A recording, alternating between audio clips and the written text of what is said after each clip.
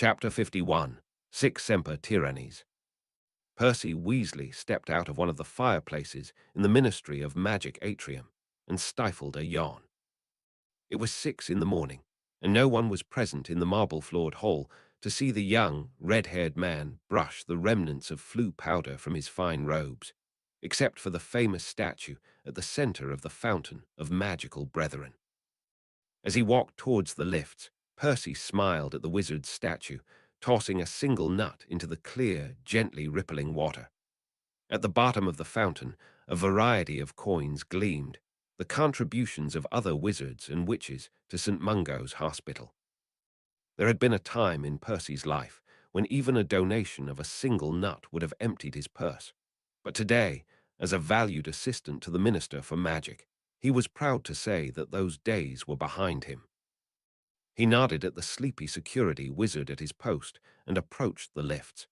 He waited for a few moments, enjoying the last hour of peace he would have until the late evening hours, and when the lift finally arrived, he entered it alone.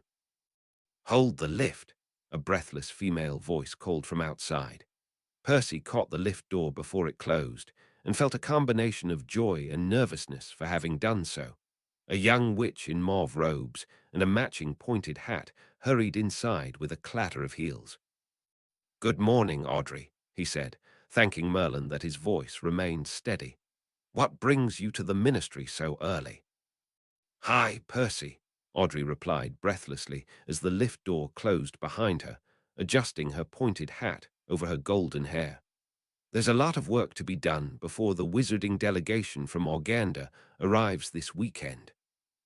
"The visit is this weekend," Percy said with exaggerated surprise in a failed attempt to make small talk, and glanced at his watch unnecessarily. "How time flies." Audrey gave him a pleasant smile. Percy urged himself to say something clever or ask her what she was doing after work, but before he could, they arrived at the floor of the Department of International Magical Cooperation. "Bye, Percy. Have a nice day," Audrey said pleasantly, and exited the lift, leaving Percy with a feeling of relief and disappointment and the realization that his ears were very warm. After a few moments, the lift stopped on the floor of the Minister for Magic's office. Percy made the familiar walk to his office, his thoughts wandering. He returned to reality only when he entered the office and found himself standing in front of the wanted poster board that was hung in every room in the Ministry of Magic. The board, which until a few days ago was filled with pictures of escaped Azkaban prisoners who had since miraculously appeared in the Ministry unconscious and bound, was now completely empty except for 2 posters. One was the old and familiar poster of the infamous Sirius Black, and the second was of a former Auror named Nymphadora Tonks, whose picture showed her smiling excitedly in her Auror robes on her first day at the ministry. Percy, who had met the Auror Tonks a few times during their shared work, wondered whether it was possible that a person so cheerful and harmless-looking really needed to be wanted by the Ministry of Magic. But it was not Percy's place to question such decisions as to who was a dangerous person and who was not, so he walked past the posters and forgot about them almost immediately. He reached his tidy desk and immediately began to go through the pile of letters and memos that had managed to accumulate there since he left the office in the late evening hours the day before. The letter he hoped and expected to find was not there, so he sat down and began to diligently read and reply to the messages. At 7 o'clock, other employees began to appear slowly, including the minister's sleepy secretary who sat at the desk outside Percy's office, and the Daily Prophet paperboy, who came in to give Percy the morning edition. He bewitched the teapot in the corner while he began to leaf through the newspaper, which to his relief did not contain any strange or scandalous piece of information. Knowing that the minister would not arrive for another half-hour, and that he had finished replying to all the letters, Percy allowed himself to enjoy a cup of tea while perusing the foreign relations section. "Can I help you, sir?" he heard the secretary ask someone outside. "I'm here to see Percy Weasley," a familiar voice replied, and Percy scalded his tongue with the tea. Do you have an appointment with Mr. Weasley? The secretary asked. No, I'm his father, the voice replied politely, and the secretary allowed him to enter. Percy cursed her silently as he placed the cup on the table and splashed tea on the open paper in front of him. Percy's father entered his office unashamedly. He had aged since the last time Percy had seen him up close, a few months earlier. The few hairs that remained on his head were now completely silver.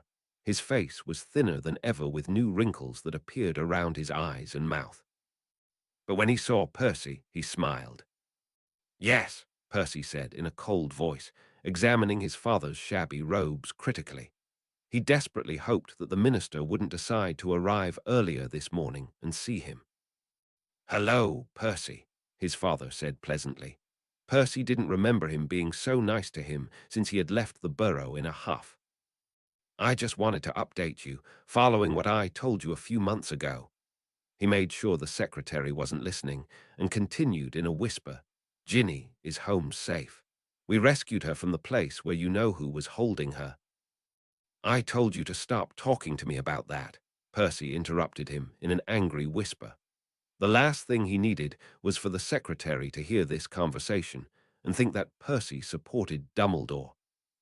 I thought you'd be happy to hear that she's all right, his father insisted, not without a hint of hurt. I thought you'd want to visit her. She'd be happy to see you. She wouldn't, Percy replied in a hard voice, standing up. Now please leave. I have a lot of work. I see, his father replied with uncharacteristic coolness, looking at the newspaper and the cup of tea with a hint of contempt, and left. Percy returned to his place, nervously cleared the newspaper and tea, and went back to preparing the minister's schedule for the day. He felt the secretary glancing at him from her desk and ignored her. Maybe if he acted like everything was normal, she wouldn't gossip with her fellow secretaries about what she did or didn't hear. After the scandal with the daughter of the Quibbler's editor last year, he almost lost his job for failing the task that Mrs. Umbridge had assigned to him. The last thing he needed now was gossip about him in the ministry corridors, when the minister had finally forgotten about what happened. Percy wondered if Ginny had also forgotten what happened that day in the Forbidden Forest, but he knew that wasn't the case. No matter what really happened to her in the last few months and what stories his parents were telling, she had not forgiven him for being involved in the plot to harm her friend. Anyone who knew his sister even a little knew that she was not a person who would easily forgive such an act. At exactly 7:30, the roar of the flue was heard in the adjacent office, announcing the arrival of the Minister for Magic. Percy, still shaken by his father's visit and the news about his sister, gathered the letters that were worthy of the minister's attention and his parchment scrolls, and went to the adjacent office.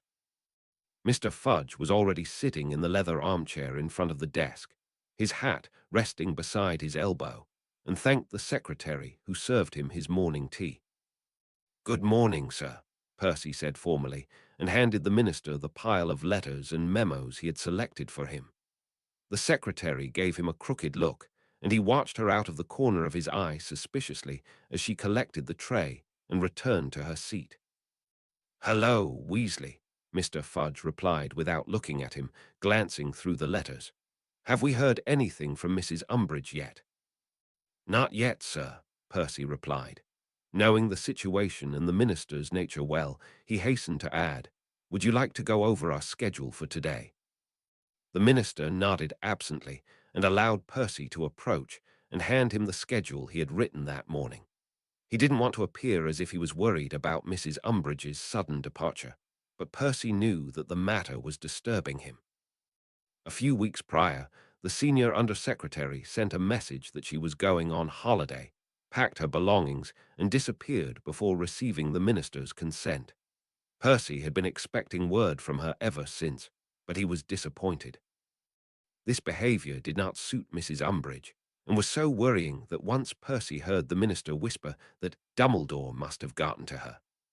Now they were without a senior undersecretary and without a loyal ally at Hogwarts, and Percy noticed that the matter was making the minister nervous. The rest of the morning passed quite routinely for Percy, in filling his regular duties.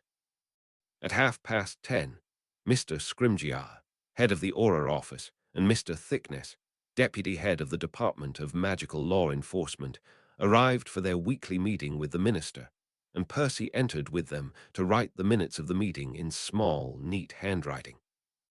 In recent months, Thickness had regularly attended these meetings in place of Amelia Bones, who was the head of the Department of Magical Law Enforcement.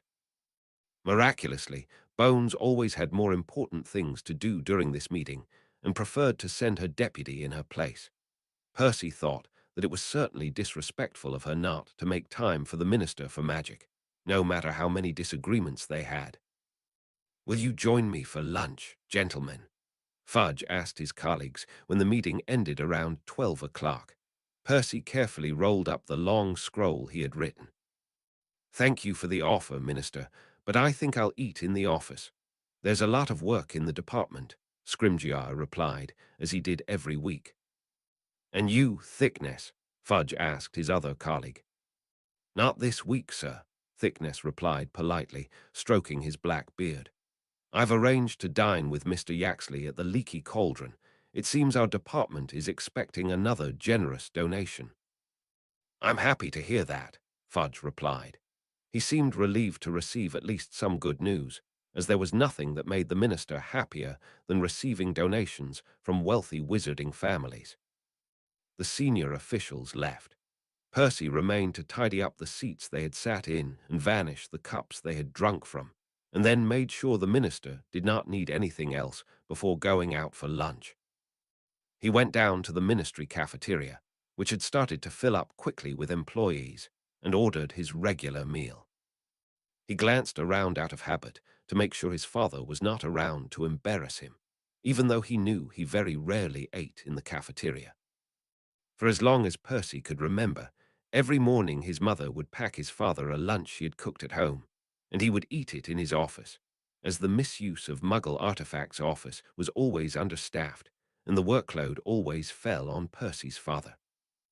As he poked the roast that had appeared on his plate without appetite, he admitted to himself that he would have preferred to enjoy his mother's delicacies instead of eating the bland cafeteria food day after day.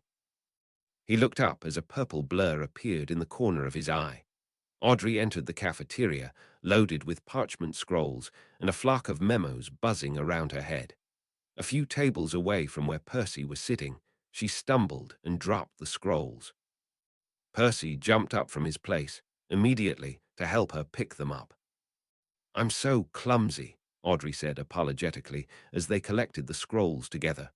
"Thank you, Percy. I don't know what I would have done without you." Percy mumbled something that sounded like "you're welcome," feeling the urge to cover his ears, which again felt very warm. "Do you mind if I sit with you? There are no empty tables around." "Of course," Percy said, perhaps with a little too much enthusiasm, and led her to his table. He thought feverishly about what to say while she unloaded the scrolls on the table and caught the memos that were lurking above her head. Reminding himself that he was a Gryffindor and was supposed to be brave, he said stupidly, "A lot of work, huh?" "Yes, this visit has everyone on edge," Audrey replied, and to his relief, she didn't seem to think he was an idiot. "Usually there's another employee who helps me, but she hasn't come to work for a few days. It's not like her. I thought of going to her flat and checking on her, but I don't know where she lives, only that she lives with her Muggle mother." "That's very nice of you," Percy said, remembering that he would usually see Audrey eating in the cafeteria with another, slightly older witch. A voice in his head, suspiciously similar to his father's, said that it was suspicious that a ministry employee who was also a Muggle-born would disappear without informing her employers, especially when there were talks that you-know-who had returned. So he felt a strong urge to say, "It's probably just the flu or dragon pox." "Probably," Audrey replied absently and cleared the scrolls from her plate. She pointed her wand at it, and her lunch appeared. "It's really very nice of you to keep me company. You must be swamped with work in the minister's office." "It's not so bad when you know how to organize the work," Percy replied with satisfaction. Thursday is usually a little busier, with the weekly Wisengamot session in the afternoon. I can't believe you made it to the minister's office within 2 years at the ministry, Audrey said, with genuine astonishment. I've been working at the department since we finished school, and I'm still just a junior assistant. I'm sure you will get your opportunity to prove yourself too, Percy said. That's very kind of you to say, Audrey replied sweetly. The warmth Percy felt at the sight of her smile was dimmed by a bitter feeling, a feeling that had haunted him since the evening he told his parents that he had been promoted to be the minister for Magic's personal assistant. A feeling that he was not promoted to such a senior position so quickly only because of his skills and diligence. For a moment, he was tempted to tell the wise and understanding Audrey about the lack of appreciation and contempt he had suffered from his parents, who for some reason thought he had been promoted only to report on their actions to the minister. But at the last moment, he decided that he didn't want to burden her with his complex relationship with his parents. He looked at his watch and realized that he was late to return to the office. He excused himself to Audrey, who of course understood that he had to return. He got up, mustered every ounce of Gryffindor courage that remained in him, and asked, are you doing anything this evening, after work? Because they serve a not bad shepherd's pie at the Leaky Cauldron, and Audrey spared him from his agony and replied, I'd love to, Percy. Percy returned to the minister's office, happier than he had felt in a long time. He had dreamed of asking Audrey out since they had finished school, he in Gryffindor and she in Hufflepuff, and started working at the ministry at the same time.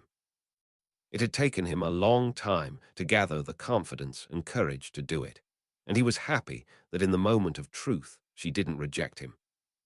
He was so busy being happy that he didn't listen when the secretary informed him that the minister was in a meeting, and he entered his office with the documents for the Wisengamot session without knocking to discover that the minister wasn't alone. I apologize, sir, he blurted out, cursing his cheerfulness. I didn't realize you were busy. What is it, Weasley? The minister replied impatiently. There's no need to treat the boy unkindly, Cornelius, the minister's guest said. Lucius Malfoy sat comfortably in the armchair in front of the minister's desk, which was usually reserved for heads of departments and other high-ranking ministry officials. I'm convinced his intrusion was in good faith. Sorry, sir. These are the documents for the Wisengamot session, Percy said, and placed the documents on the minister's desk without looking at Malfoy, even though he felt the other wizard looking at him with deep intent. It was strange, since every time he encountered the man in the minister's vicinity before he had ignored Percy or treated him with contempt and dismissal. I'll go over them later. Leave us, the minister ordered dismissively. Of course, sir, Percy said at once, wondering what the two had been talking about before he entered that had annoyed the minister so much. Thank you, Percy, Malfoy said as Percy was at the door. Too shocked to respond, Percy left the office. Malfoy had always called him by his last name, which he made sure to pronounce in a variety of incorrect ways in order to insult him and his family, so it was hard for him to believe that the man knew his first name. Remembering with horror that time when Malfoy and his father fought in the bookshop before his 6th year, Percy returned to his office. He was startled to see a man waiting for him there, shamelessly leafing through the documents on his desk.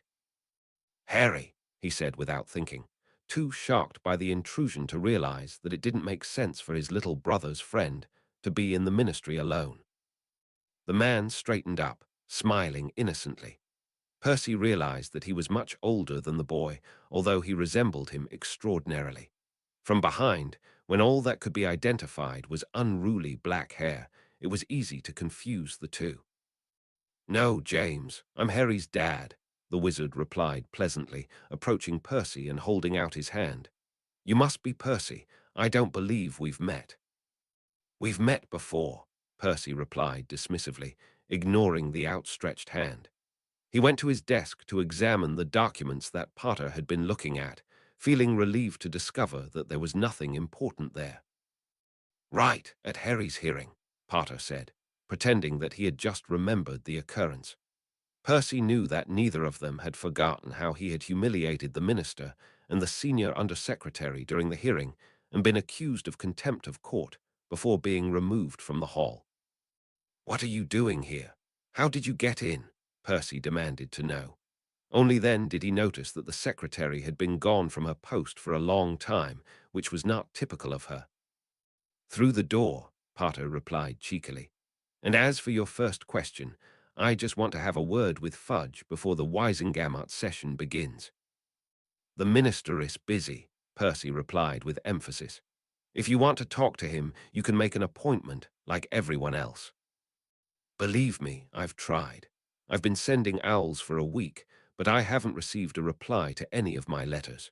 You wouldn't know anything about that, would you?" Percy, who in the last week had received several letters signed in the name of Potter, and had thrown them into the fireplace immediately before the minister could see them and get annoyed, shrugged. "Not that it matters at this point. I've already taken care of everything that was required through the proper channels in the Wisengamot," Potter said casually. "I just wanted to give him a friendly warning so he wouldn't be surprised at the session today." "Surprised about what?" Percy asked suspiciously. Fudge and Malfoy exited the adjacent office and appeared to be shaking hands. Malfoy looked smug, and in contrast, the minister looked nervous and sweaty. These days the minister was nervous and sweaty most of the time, but now he looked especially stressed. Potter cleared his throat, and the two turned to look at him with surprise and disdain. "Sir, he ambushed me," Percy started to explain, but Potter didn't let him speak. "Hello, Minister," he said with polished diplomatic pleasantness. "Malfoy, how was the wedding?" Malfoy didn't react to the remark, although it clearly hit a sore spot. "What are you doing here, Potter? I'm surprised they even let you in after your behavior the last time you were here." "I am a subject of the Ministry of Magic, like any other wizard or witch," Potter replied. "The Wisengamot will be discussing a case that is very important to me today, and I thought I would update the minister about it before we start. I have conclusive evidence of Sirius Black's innocence, and the Wisengamot will be reopening his case today." Percy felt the blood quickly drain from his face. "The matter was not on the agenda for the meeting," was the minister's quiet and dangerous reply. "Isn't that right, Mr. Weasley?" "Don't blame Percy," Potter came to his defense. "I just now got all the required approvals. They almost postponed it to next week until Griselda Marchbanks helped me get it moved to today. She and my mother were good friends when they sat together in the Wisengamot. Besides, she has enough integrity to understand that a man's life is on the line, and that it's a little more important than bureaucracy." Percy felt a great sense of relief that he had not mentioned the subject of the letters, a matter that could have led to his dismissal. "What kind of evidence can surface after all these years?" Malfoy doubted, although he didn't entirely succeed in hiding the fact that he was tense. "I won't spoil the surprise," Potter replied cheerfully, as if he knew why Malfoy was tense. "If you've finished with your prattle, I would be grateful if you would get out of here, Potter," Fudge said with uncharacteristic rudeness, gesturing towards the office door. "As you wish," Potter replied with a shrug and left. "My condolences to the groom, Malfoy. It's never pleasant to be left at the altar." Malfoy looked as if he wanted to strangle Potter with his bare hands, but was stopping himself with sheer willpower. The moment he left, Fudge returned to his office, motioning for Percy to follow him. Percy obeyed with a growing sense of unease. In the office, he was surprised to see the minister put on his hat and take his document bag. Are you leaving, sir?" Percy asked in astonishment. "Yes, something important has come up," Fudge replied briskly, wiping his sweaty forehead with a handkerchief. "But, sir, what about the Wisengamot session?" Percy asked. The minister had never missed a Wisengamot meeting since Percy started working for him. "They can manage without me for once," was Fudge's firm reply. But what about Sirius Black's case, sir? You won't let Potter convince them to pardon him, will you? Quiet, Mr. Weasley, Fudge suddenly burst out, his face reddening. I said something has come up. Goodbye. He threw a handful of flue powder into the fireplace, said his home address in a grating voice, and disappeared into the flames. Confused and a little disappointed, Percy left the minister's empty office. Malfoy was still there, engrossed in a deep conversation with the secretary. The moment Percy appeared, they fell silent, and the secretary pretended that she was busy with work. He should have known that she was spying on him and the minister for Malfoy. Is there anything else I can do for you, Mr. Malfoy? Percy asked Malfoy politely, even though his nerves were especially frayed following the chain of unlikely events that had just occurred. As you probably already know, the minister has left. No, nothing, Percy, Malfoy replied with the same dangerous and uncharacteristic sweetness with which he had addressed him earlier. Just a question, out of curiosity. Would you say that you are devoted to the Minister for Magic? Despite his low spirits, Percy straightened up and puffed out his chest. I am devoted to the Ministry of Magic, and to wizard kind, sir. I'm happy to hear that, Malfoy replied mysteriously and left, leaving the confused Percy behind. He didn't have much time to wonder about Malfoy's strange question, or why Fudge had slipped out of his office right after their meeting. The Wisengamot session was about to begin, and he had to get there and explain to everyone that the minister was not going to participate. The discussion was held in the Wisengamot chamber on the second floor. Percy, who in his role as the Minister for Magic's personal assistant also functioned as the Wisengamot scribe, documented the minutes of the meeting, which in the minister's absence was led by Amelia Bones, who for this meeting had managed to make time, unlike the weekly meeting in the minister's office. In the guests' benches in the hall, a few daily prophet reporters and people interested in the topics the Wisengamot was discussing were scattered. Among them was James Potter, who sat alone on one of the back benches and distracted the reporters from the daily but most important topics the Wisengamot was discussing. The Wisengamot began with a vote on several laws that had been submitted, among them a law that Umbridge had submitted before her holiday, on a blanket ban on knowingly or unknowingly employing half-breeds. In Umbridge's absence, the law was overwhelmingly rejected. After that, the Wisengamot discussed several international problems and magical transportation regulations. Finally, when all the topics on the agenda had been dealt with, Griselda Marchbanks rose to bring up the subject of reopening the case of the mass murderer Sirius Black. Two Ministry of Magic employees entered the hall and placed a large pensive in the center of the hall, in front of the elders' benches. Marchbanks descended from the benches and poured a silvery, hazy memory into the pensive from a glass vial that bore the seal of the Department of Mysteries, which guaranteed that the memory was completely real and had not been altered. The witch dimmed the lights in the hall, and after warning that the following scenes might be difficult to watch, she drew the mist floating in the pensive with the tip of her wand, commanding it to hover in the center of the hall and display the memory within it in vivid silver colors.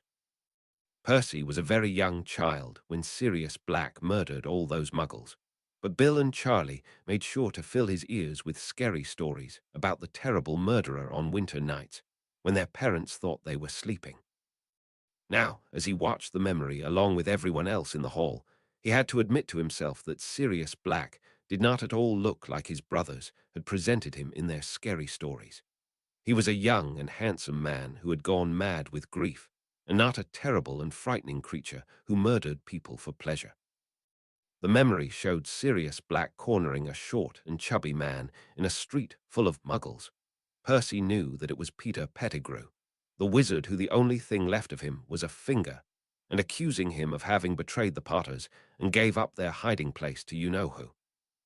I had to do it, Memory Pettigrew said in a screeching voice. The Muggles around them stopped and stared at them worriedly, and someone mumbled that maybe they should call the police. He would have killed me. Then you should have died, Black shouted back and slammed his fist into the man's face. Blood burst from Pettigrew's nose. The viewers could notice that his small hand was fumbling its way towards the wand in his pocket. "I'm sorry, Sirius." Silvery flames engulfed the memory, badly blinding all the viewers.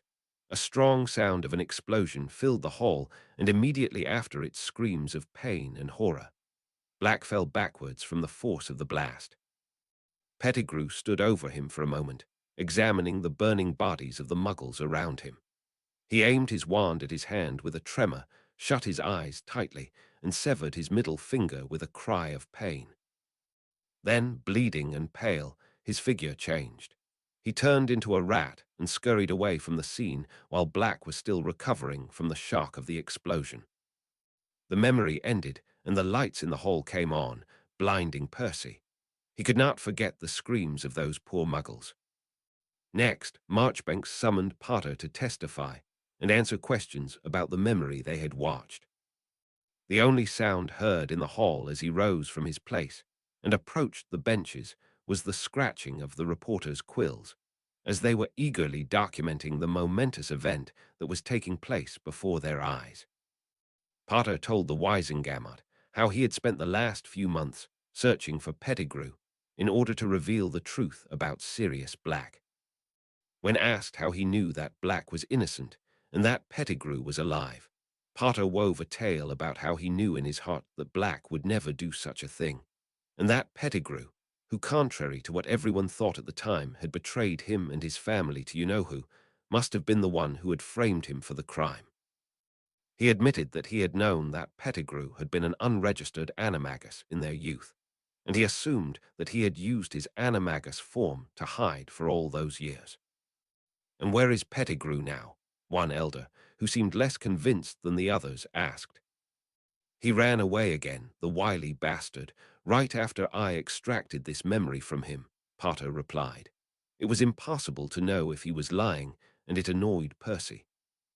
"Do you know where Black is now?" he asked in a raised voice, surprising and confusing the elders of the Wizengamot. "It is not your place to ask the witness questions, Mr. Weasley," Bones scolded him, but to Potter she said, "But that is a good question. Mr. Potter, since his arrest, have you met Sirius Black or been in any kind of contact with him? And do you have, or have you had any information about his hiding place?" "No," Potter replied steadily. Percy swallowed his accusations and tried to concentrate on writing the minutes. Even if Black was innocent, how could anyone believe that Potter had figured out what had happened on the day of the murders on his own, without Black having told him about it, either in person or through a letter? The Wizengamot members questioned Potter for a long time, but it seemed that he had arrived prepared with an answer to every question. Finally, when Percy had already filled 3 long sheets of minutes, they allowed him to return to his place.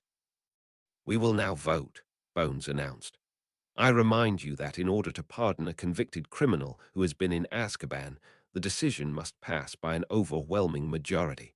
In light of the evidence presented to us today, who is in favor of dropping all charges against Sirius Black?"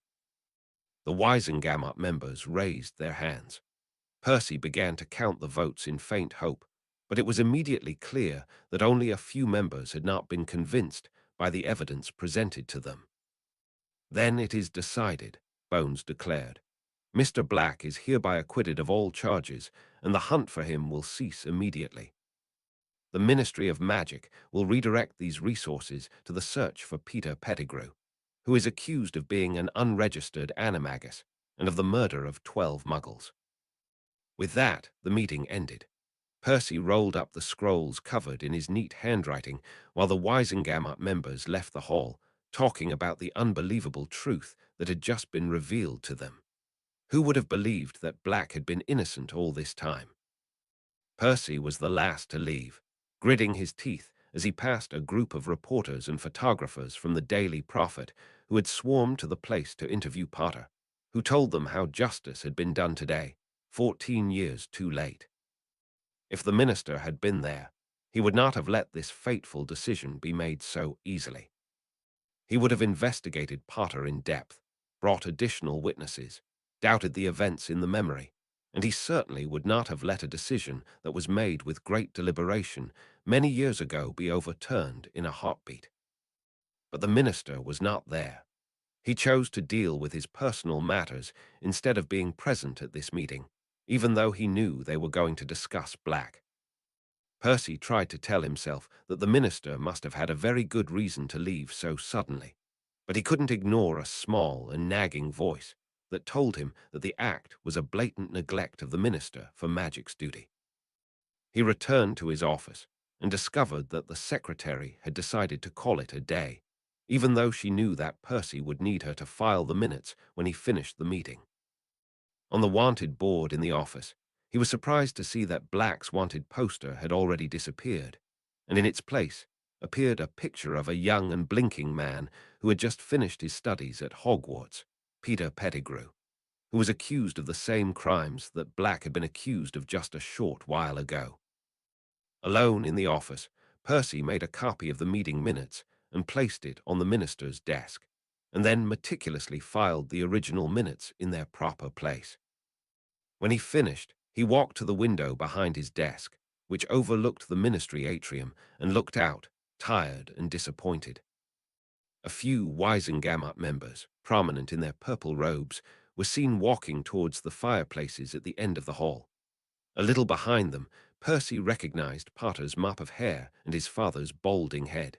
They appeared to be engrossed in a deep conversation on their way out. Feeling anger and envy, Percy turned his back on the scene and went back to work. The rumor about the fateful Wisengamot decision spread quickly, and thousands of memos and letters began to collect on his desk rapidly. He was so engrossed in writing reassuring answers and explanations to senior Ministry of Magic officials that he was startled when someone knocked on his open office door. It was Audrey, carrying her bag and wearing her mauve-pointed hat. "Are you ready to go?" she asked him. He realized that he had completely forgotten that they had made plans for the evening. "Audrey," he blurted out, trying not to reveal the fact that he had forgotten. "I still have a little work. The Wisengamot session was quite eventful. You'll probably read about it in the paper tomorrow." "You can tell me about it at dinner," Audrey replied sweetly. "Will you come and get me when you're done?" "Why, yes, it won't take long, I promise," Percy said quickly, grateful for the opportunity. Audrey smiled at him and left him to finish his work in a hurry. The next hour was a race against the clock. Percy replied to the memos quickly, barely paying attention to what he was writing, while the sound of ministry employees leaving around 6 o'clock faded from the atrium below. Percy was used to being the first to arrive at the office and the last to leave, but for the first time he wished he could abandon his work and go to pick up Audrey for their date. Around 7 o'clock, he raised his head from one of the last remaining memos when he thought he heard someone shouting. He listened in concentration, but could not hear anything else besides the ticking of the clock in the office. He dipped his quill in ink, held it over the parchment, and tried to remember what he wanted to write to the worried French Magic Parliament ambassador. The office door opened with a loud bang. Percy jumped to his feet, his hand reaching for his wand that lay on the desk, but a hairy and filthy figure pounced on him before he could and slammed him against the wall. His head hit the wall hard, and his ears rang in response. Now he was convinced that he was hearing shouts and screams from all around. He tried to fight the man who had grabbed him, disgusted by his foul breath, but he was much stronger than him. He hit his already bruised head and dragged him out of his office, dazed and confused, with inhuman strength. Everything happened so fast that he couldn't even bring himself to ask his captor who he was and what was happening. His glasses cracked when the man hit him, and he was not sure that he was seeing correctly the large red puddle in the corridor outside the lifts or the female aura lying there motionless. Percy's kidnapper threw him into the stairwell, where he found himself in a crowd of confused, frightened, bleeding wizards and witches, who were being led like sheep down the stairs by shepherds with sharpened teeth and nails, werewolves and vampires. A little below him, he noticed a mauve-pointed hat, and his heart contracted with a stab of pain. "Audrey!" he shouted. His voice was swallowed up by the ringing in his ears and the sounds of crying around him. "Quiet!" a werewolf to his right growled and pushed him forcefully. Audrey's figure disappeared in the crowd. Only a few dozen employees were still in the office at this hour, and all of them were gathered in the atrium, in front of the fountain of magical brethren. All the fireplaces in the hall were dark, and all the lamps were dimmed. The only light was the golden glow that emanated from the runes that floated on the velvety ceiling of the hall, which barely managed to illuminate the frightened faces of the hostages. The heads of the statues in the fountain were enveloped in darkness, as if they had chosen to abandon the people below to their fate. "On the floor," someone commanded in a grating voice, and all the hostages were forced to kneel on the marble floor. Percy considered resisting for a brief second, but refrained when one of the vampires pounced on the neck of an aura who tried to resist the bullying. "Anyone else?" he asked the crowd when he had finished his business, his mouth stained with red blood. The aura remained lying on the floor, his body white and shriveled. No one else tried to resist. They sat there for what seemed like an eternity, waiting for something. No one dared to speak.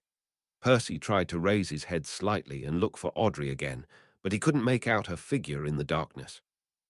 Intense feelings of guilt and regret flooded him, stronger than the fear that should have been there.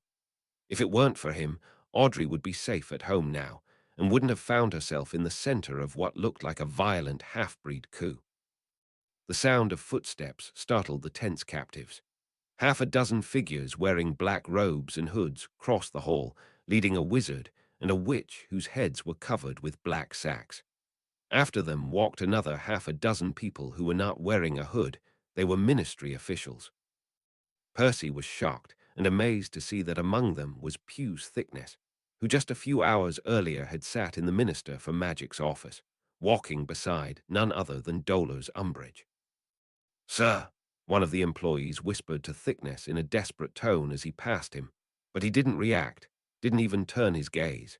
His eyes were empty of emotion, and his face was sealed and expressionless, as if he was nothing more than a doll or a statue. The hooded people lined up in front of the crowd in an orderly formation. Looking at them from below, Percy managed to notice a dull, silvery gleam under the hoods. He refused to believe what his mind was telling him was happening. One of the hooded men, who was significantly shorter than the others, climbed onto the fountain railing with ease and pulled back his hood, revealing black hair slicked back and a face covered in an intimidating skull-shaped silver mask. Percy's breath caught. Some of those around him couldn't stifle gasps of astonishment and fear. There were wizards and witches there who were older than Percy, who still remembered the First War, and they knew very well what this mask meant.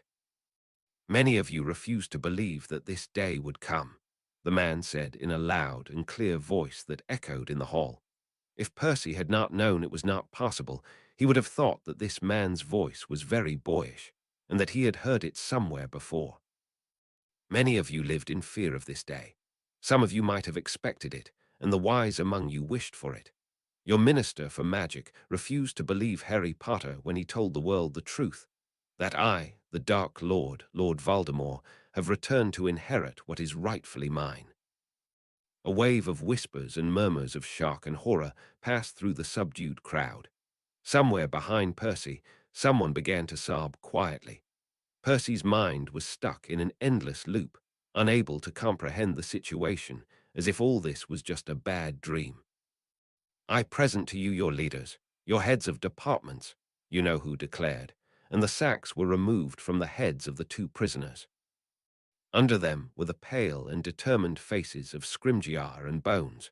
A trail of blood stained Bones's square jaw, and a black bruise began to bloom under one of Scrimgeour's eyes. These two were the only ones who were foolish enough to try to resist me.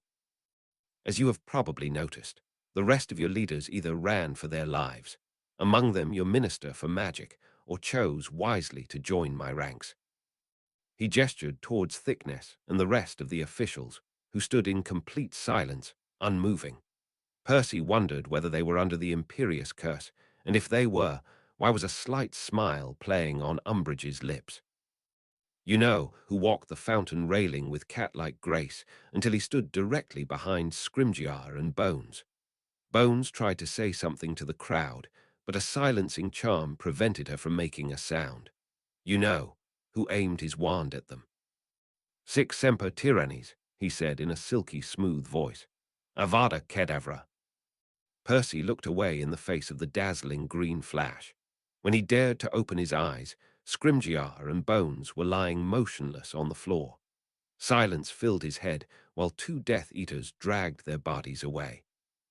Another Death Eater waved his wand, and the dark mark manifested in the air above the captives' heads. Don't be afraid, you know, who said to the horror-stricken crowd, while the greenish light of the dark mark eclipsed the golden light of the runes on the ceiling and lit everything in a sick and ominous glow. The face of the wizard in the fountain appeared full of evil. After tonight, all of you will be allowed to return to your homes and your families to tell them what happened here today. And tomorrow, you will return to work under a new minister for magic, Mrs. Dolor's Umbridge, whom you all know and appreciate.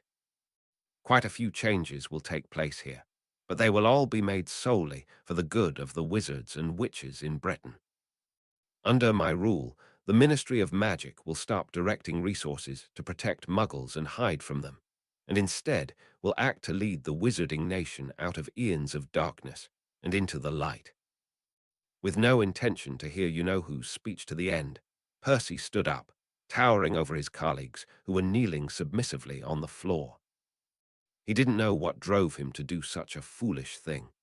Maybe the blow he had taken to his head had impaired his judgment, or maybe his sharp disappointment in light of Fudge's escape, who now it was clear had known what was about to happen tonight before he left in a hurry, had driven him mad. Maybe he wasn't able to bear the guilt of knowing that Audrey had been trapped in this situation because of him, or maybe it was the echoes of his parents' voices. They had raised him to know that violence and hatred were never the way. You are the tyrant.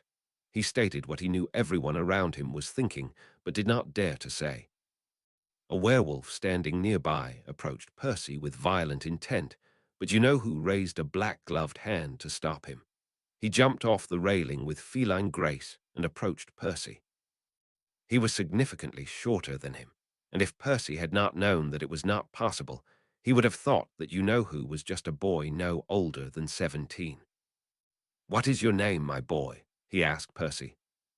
I am Percy Weasley, and I am not your boy. I am the Minister for Magic's personal assistant. Weasley, you say? You know who looked at one of the Death Eaters, who nodded at him in reply. At that moment, Percy knew without a shred of a doubt that behind this mask was the face of Lucius Malfoy. There is no doubt that you are a very ambitious wizard, Mr. Weasley, if you have reached such a senior position at such a young age. Courage is also a noteworthy trait in a wizard, although it is dangerous when it comes hand in hand with foolishness. There is always a place in my inner circle for pure-blood wizards who know their worth and aspire to reach positions of power. Join me now, and I will forgive you for the actions of your blood-traitor parents and give you anything you desire. Percy shook his head, shocked and disgusted by the offer. Was this the impression he had left on those around him during his time at the ministry?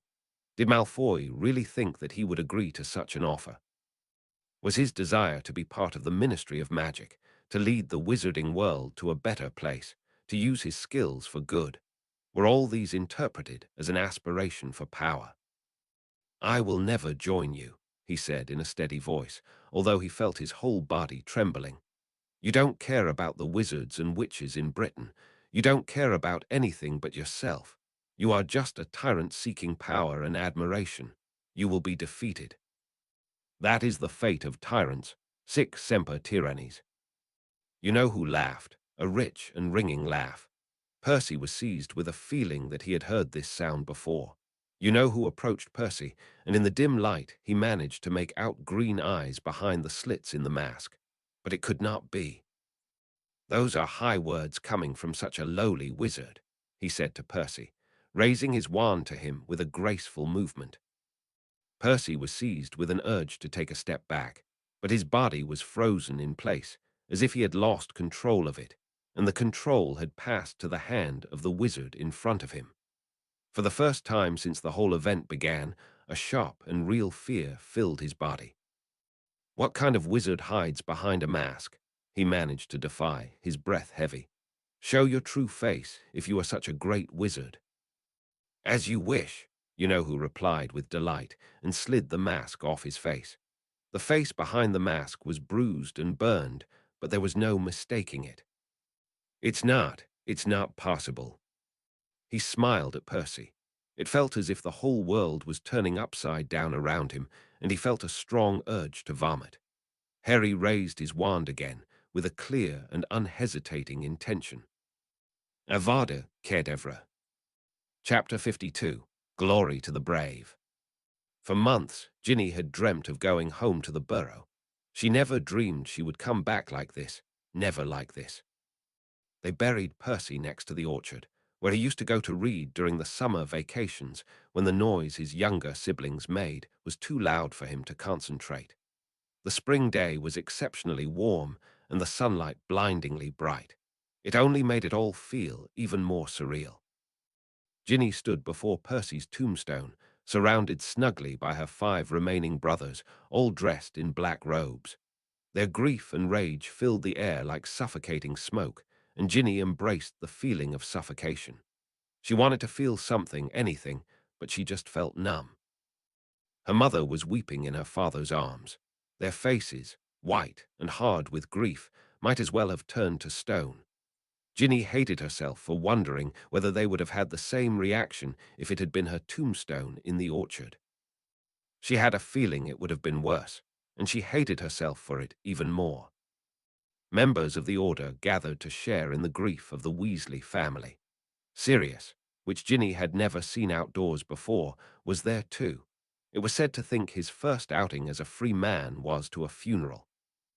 Ginny wished they would all just disappear, especially the Potters.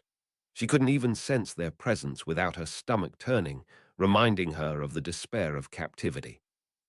The only people outside of her family whose company she could stand were Hermione, who greeted her with a silent, long hug and stood by Ron's side throughout the burial, and Tonks, who wore her hair long and black for the occasion.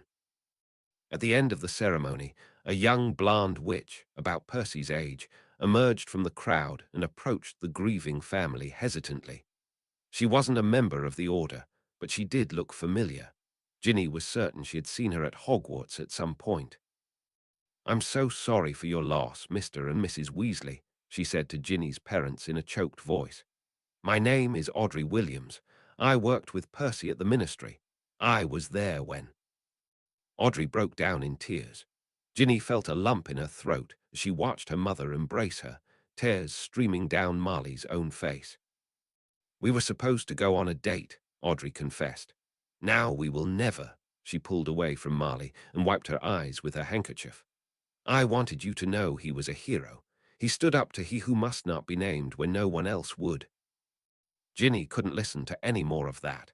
She slipped into the orchard, feeling an immediate sense of relief to be away from her mourning family.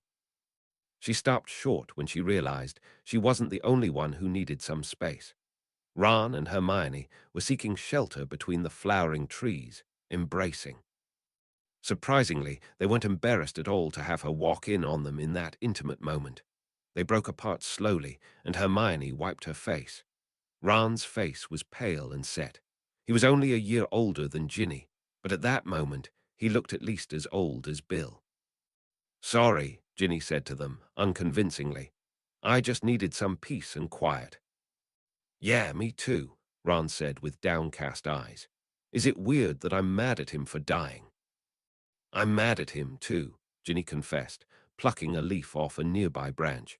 "His coworker is out there saying how he stood up to Voldemort. Why did he have to wait to stare him in the eye to do that?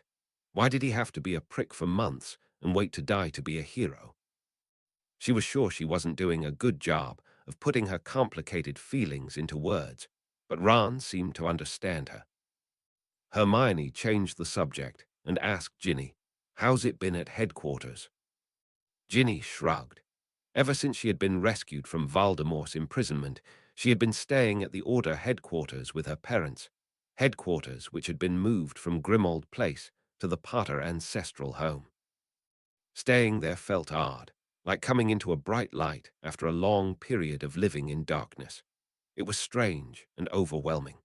Her only comfort was the ability to exchange letters with Luna and Hermione and her semi-daily dueling lessons with Tonks. "They're all being mysterious, as always," she told Ron and Hermione. "You saw how they were when you came to visit me. They still don't understand that keeping us in the dark doesn't keep us safe. Look at what happened to Harry." Ron and Hermione's discomfort was almost tangible, like a heavy cloud covering the sun. Ginny felt a sick sense of satisfaction. No one liked to talk about Harry, as if he had become some phantom who would come to haunt whoever dared to utter his name. Ginny knew it wasn't fair to be so insensitive toward Ron and Hermione. Harry was their best friend, but some part of her wanted to prove that she wouldn't shrink before the mention of his name or from the memory of his face. So she changed the subject, sparing Ron and Hermione the discomfort of discussing Harry, and plucked another leaf off the tree. "How's your secret dueling club been going?" "It's not a club," Ron said, appearing almost insulted. "We're learning how to fight for real. I mean, we only learn from books, but that's how Harry trained for the tournament, and it was pretty good. It's become much more risky now that the Ministry's back in the picture," Hermione said, paling slightly. "Ever since Umbridge became minister, she's been forcing all those new rules and regulations on the Board of Governors. It's even worse than it was last term. I read in Thedley Prophet that she's planning on having separate classes for Muggle-borns." "Dumbledore won't let that happen," Ron told her steadily, squeezing her shoulder. "He won't let that happen." Ginny knew she was supposed to say something encouraging, but she simply couldn't help but be bitter. She used to think that things always turned out for the best, that good would prevail. But seeing firsthand what Voldemort was capable of, and what Umbridge was willing to do for power, she couldn't find it in her heart to tell her friend that everything would be all right. Soon after that, it was time to leave the burrow once again. With Voldemort gaining even more power, it was more unsafe than ever. Ron and Hermione were taken back to Hogwarts, while Ginny went reluctantly back to headquarters. "Dumbledore is here," Tonks told Ginny when she came in with her silent parents. "He asked to see you." Wondering what Dumbledore could possibly want with her, she followed Tonks to the drawing room on the first floor, secretly glad to put a little distance between herself and her grieving parents. "Thank you, Nymphadora," Dumbledore said politely when Tonks showed Ginny inside. "Please close the door." Tonks did as she was asked, leaving Ginny alone with the headmaster. She had never been alone with him before, not even after the chamber. She had always revered the headmaster, but now she wasn't sure what to feel about him. The fact that it took so long for the Order to rescue her, and the strange affliction of his blackened left hand, made her reconsider her feelings for him. Feeling uncomfortable under his soft gaze, she sat in the middle of the couch opposite, where he was sitting. "I'm very sorry for your loss, Ginny," he said kindly, in a way that made her sure he was actually sorry. "I myself lost a sibling when I was not much older than you are now. I understand that it is confusing and painful." "Thank you, sir," Ginny said uncertainly. She knew she should ask him to elaborate on his loss, but she was simply too exhausted to care. Dumbledore smiled softly. "You must be wondering why I asked to speak to you. I wanted to give you something." He reached into the sleeve of his robe and pulled out a silver sword adorned with rubies. It was the sword Ginny used to kill Voldemort's snake, the one Mr. Potter was carrying when they came to rescue her. Balancing it in both hands, Dumbledore presented it to her. "This is the sword of Gryffindor," he explained. "As you may remember, it was the sword you wielded when you destroyed Nagini. It is also the sword Harry used to defeat the basilisk in the Chamber of Secrets." Ginny didn't know that. It caught her off guard. "Are you giving it to me?" For safe keeping, Dumbledore said with another smile. One day, I'm sure you will see fit to return it to Hogwarts, but right now, I believe it will give you strength in the days to come. Realizing that he expected her to take it, Ginny jumped to her feet nervously and grabbed the sword by the hilt. It was heavy, but not cumbersome, just as she remembered. Its weight was comforting. Thank you, she said, and realized her voice was thick with tears. Somehow, Dumbledore had managed to break through the thick wall she had built around herself, one that even her parents and brothers weren't able to penetrate. I can't help but feel that I have failed you, he said as she inspected the sword with watery eyes. In your time as a student at Hogwarts, you have been Voldemort's victim not once, but twice. I'm not his victim, Ginny said in a steady voice. I've never been. Dumbledore smiled at her. He wasn't annoyed with her for interrupting him. Of course, he continued. What I was going to say was, you have managed to overcome great hardships, more than many older witches and wizards. Despite my failure to protect you, you have taken your fate into your own hands. That is why I believe that you are worthy of holding Gryffindor's sword. You are indeed the embodiment of bravery. Ginny felt her face grow warm. She would never have thought she would be commended in such a way, and by Dumbledore of all people. She didn't know what to say, but thankfully, Dumbledore didn't expect her to. He nodded at her with a smile and got to his feet. Wait, sir, she said, realizing he was about to leave. I want to come back to Hogwarts, tomorrow if possible. If the headmaster was surprised by her request, he didn't show it. Do your parents agree? He asked calmly. I didn't ask them, Ginny admitted. I know they won't let me, but I can't stay locked up here anymore. I can't be locked up, but if you talk to them. Dumbledore smiled sadly.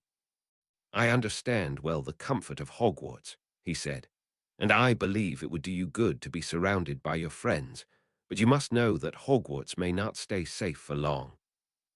No place will stay safe for long, Ginny insisted. Unfortunately, you may be correct, Dumbledore said in a grim tone. I will speak to your parents. Ginny thanked him again, and he left.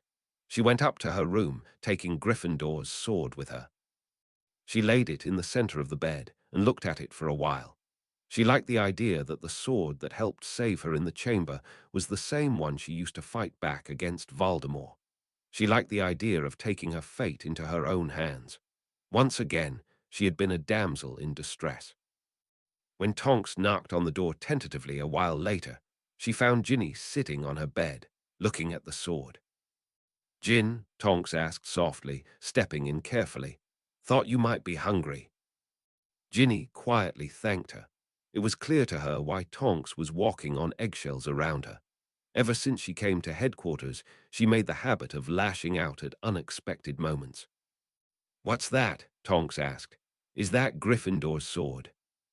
She put the tray down and sat on the bed beside Ginny, looking curiously at the sword. Dumbledore let me hold on to it, Ginny said, tracing her finger over the rubies on the hilt. It probably costs more than our house. Well, if anyone deserves to wield it, it's you, Tonks said kindly. It's not true, Ginny replied, catching Tonks off guard. Dumbledore said I'm the embodiment of bravery, but all I did in the last months was live comfortably with Voldemort while he killed and set criminals free. Percy was the real hero. He was brave enough to stand up to Voldemort, unlike me. You did stand up to Voldemort, Tonks insisted. If it wasn't for you, Merlin knows if we would have ever found out that Bellatrix had the cup. It wasn't enough, Ginny said, her voice thick with tears again. She hadn't yet shed a single tear for Percy, but now she was about to cry over her own failure. How could she be so self-centered? Why not? Tonks retorted with passion. Because you didn't die for what you believe in. At that, Ginny broke down. Tonks pulled her into a hug. If she thought crying was a strange reaction to that line of conversation, she didn't mention it. She just let Ginny cry. After a while, when Ginny calmed down, Tonks said, Your mum told me you've decided to go back to Hogwarts tomorrow. So what? She sent you to convince me not to go, Ginny retorted bitterly. No, actually, I think it'll be good for you to get out of here and be with people your own age, Tonks answered, though I'll miss our dueling lessons. Ginny flashed a brief smile at her, now convinced that Tonks was on her side. Me too. Can you keep a secret? You know I can. The last time Ginny had asked her to keep a secret was at Christmas, and the secret was that she and Harry had been secretly dating, but she kept that memory to herself. I talked about it with Ron and Hermione. Over the term, they were gathering students who want to learn to defend themselves, a sort of self-defense club. I thought I could teach everyone the things you taught me. Promise you won't tell my parents. I won't.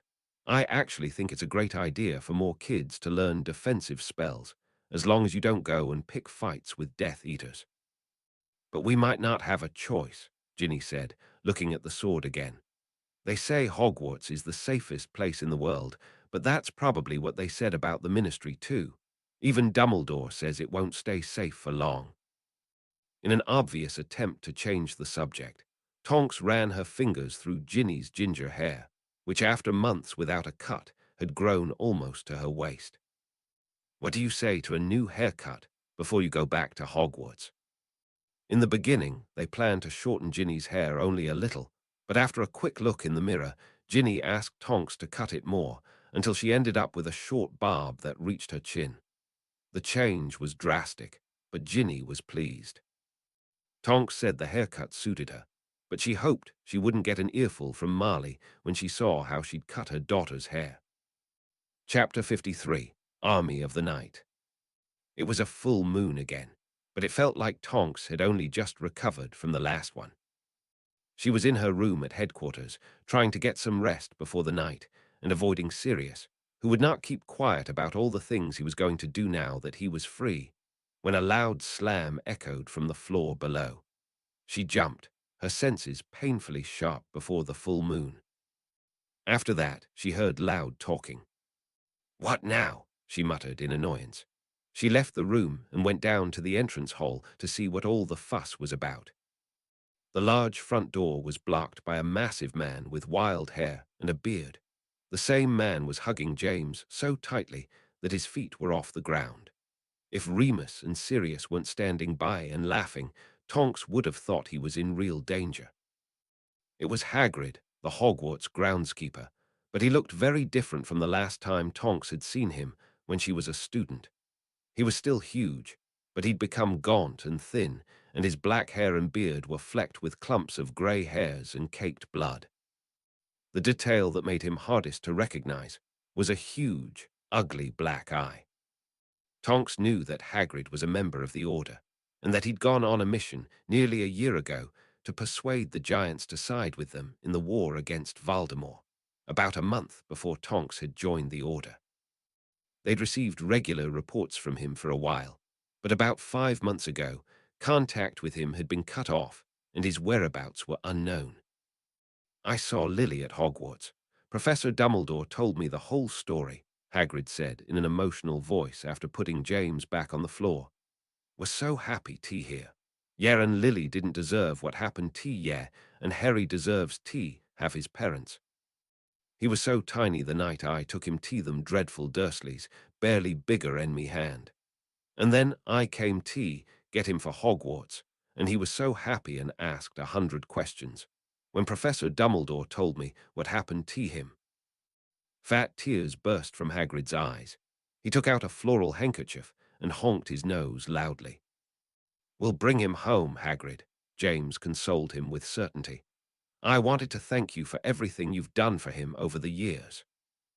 At James's gratitude, Hagrid's crying only intensified, and he nearly knocked James off his feet as he slapped his huge hand on his shoulder. "Yeah, look familiar," Hagrid said to Tonks after his handkerchief was completely soaked. "This is Tonks. She's my cousin Andromeda's daughter," Sirius told him. "She joined the Order while you were on your mission." "I remember now," Hagrid said, smiling at Tonks warmly. "You're a tea girl with tea, colorful hair." "Sometimes I still have colorful hair," Tonks replied, smiling back. Before the full moon, it was harder for her to control her metamorphosis, so she was content with her natural hair, which was brown and wavy.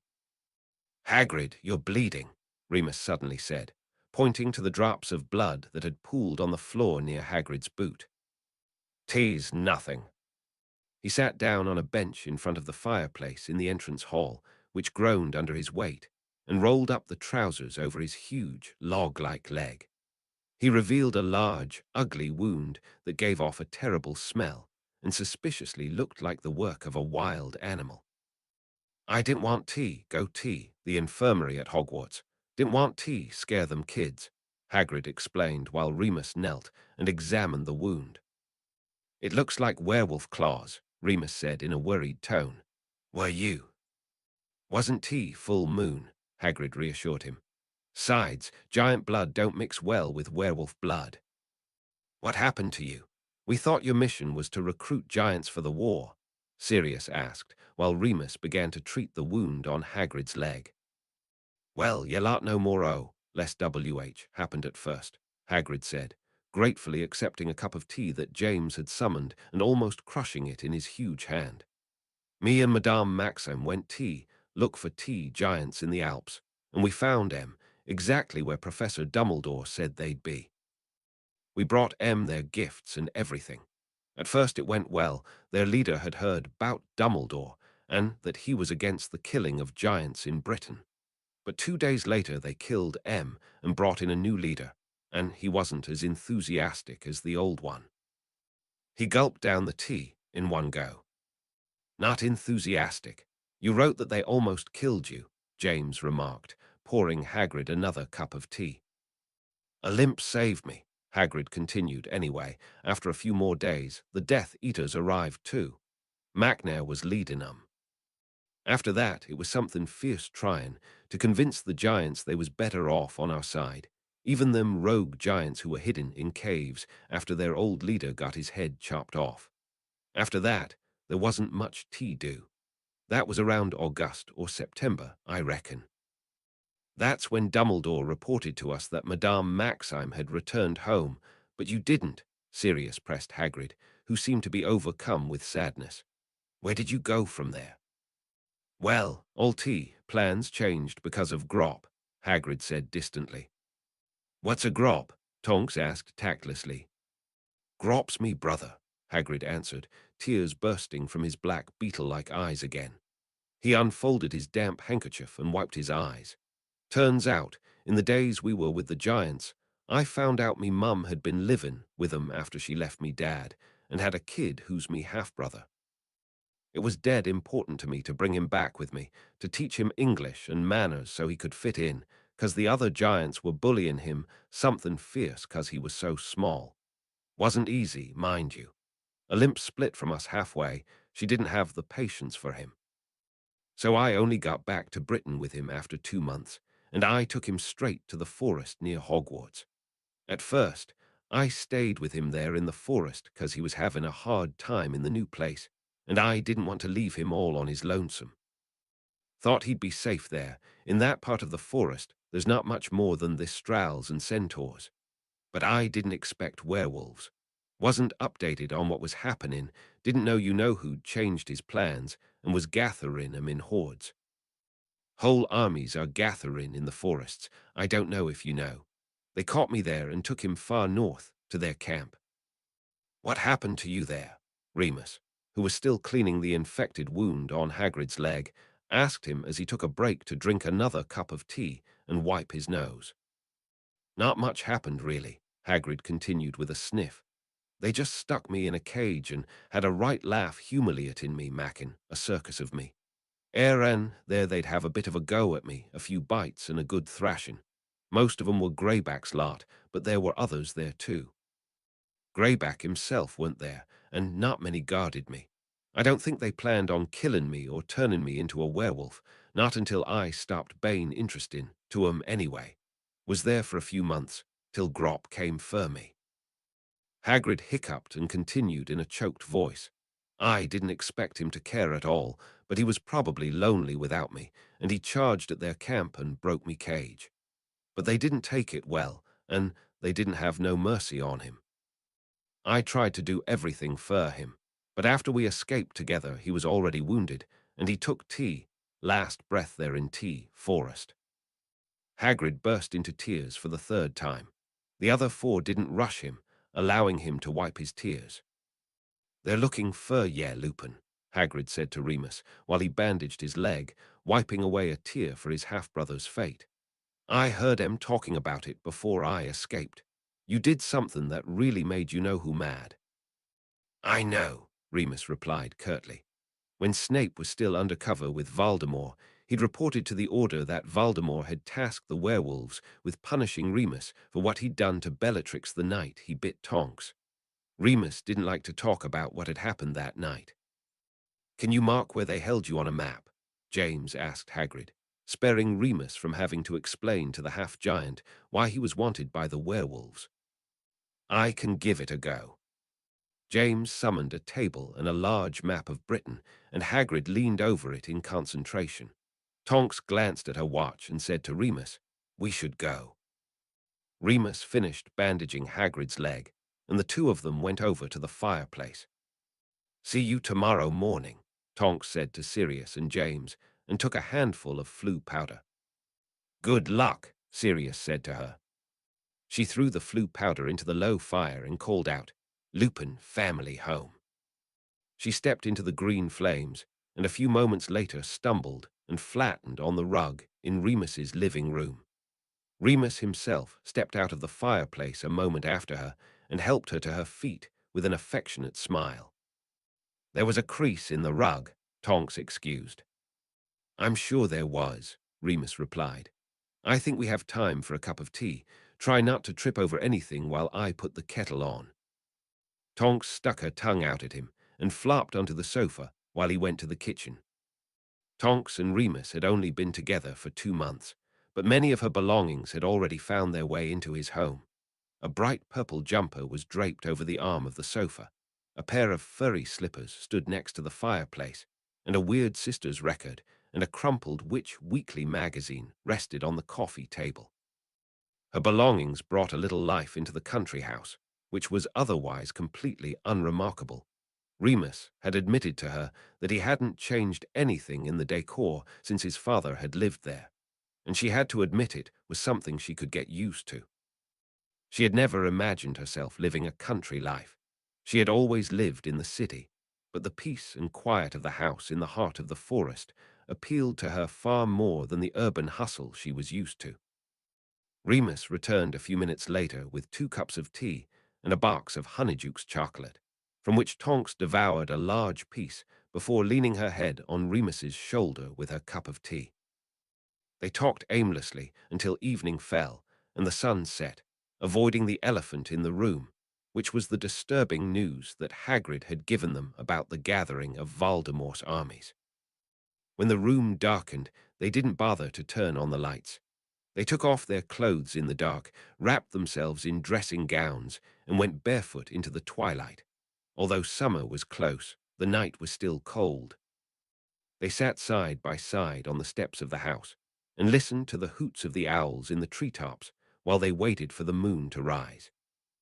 This was going to be the 3rd time Tonks would go through the change. She already knew what to expect and what would happen after she transformed, but that didn't make the change any less frightening or awful. The pain of the transformation wasn't something one could get used to, and no less frightening was the state of mind she found herself in after the change was over. It felt like she was someone else, with completely different, wild, violent, and even murderous thoughts and desires.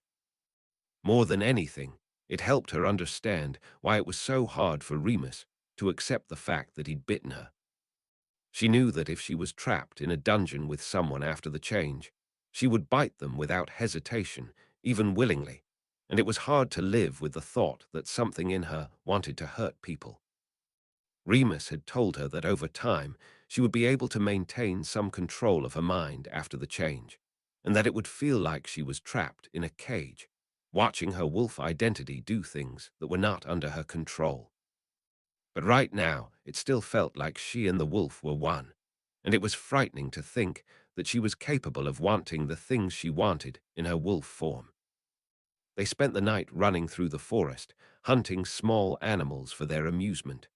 The urge to hunt was strong in the she-wolf, but the task was difficult and frustrating and mostly ended in failure. From time to time, she tried to vent her rage on her mate or herself, but he restrained her firmly and sometimes even allowed her to taste the prey he had caught. After midnight, wind direction suddenly changed, and the two wolves froze in place as a strong, strange scent reached their noses. The she-wolf had never smelled such a scent, but she knew exactly what it meant. It was another pack, a large one, and they were close. Her mate bared his teeth in a low, threatening growl, his glowing eyes staring into the shadows. The she-wolf lowered her ears and whimpered uncertainly.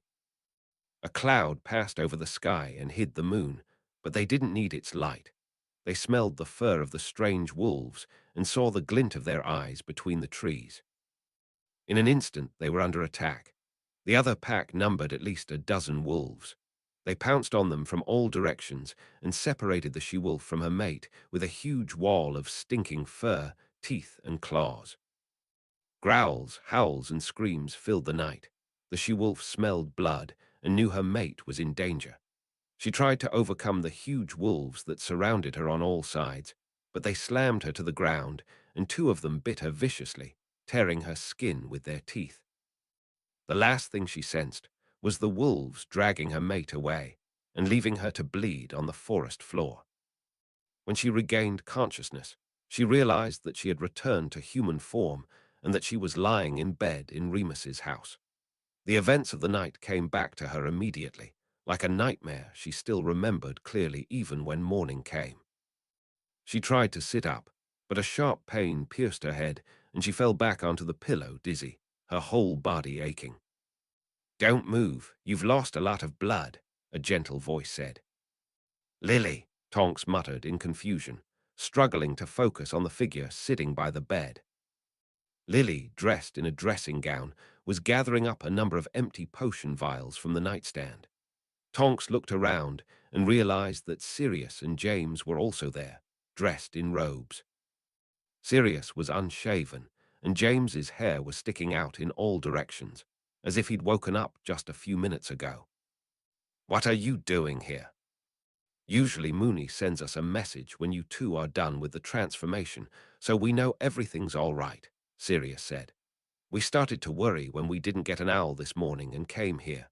We found you bleeding on the ground in the forest.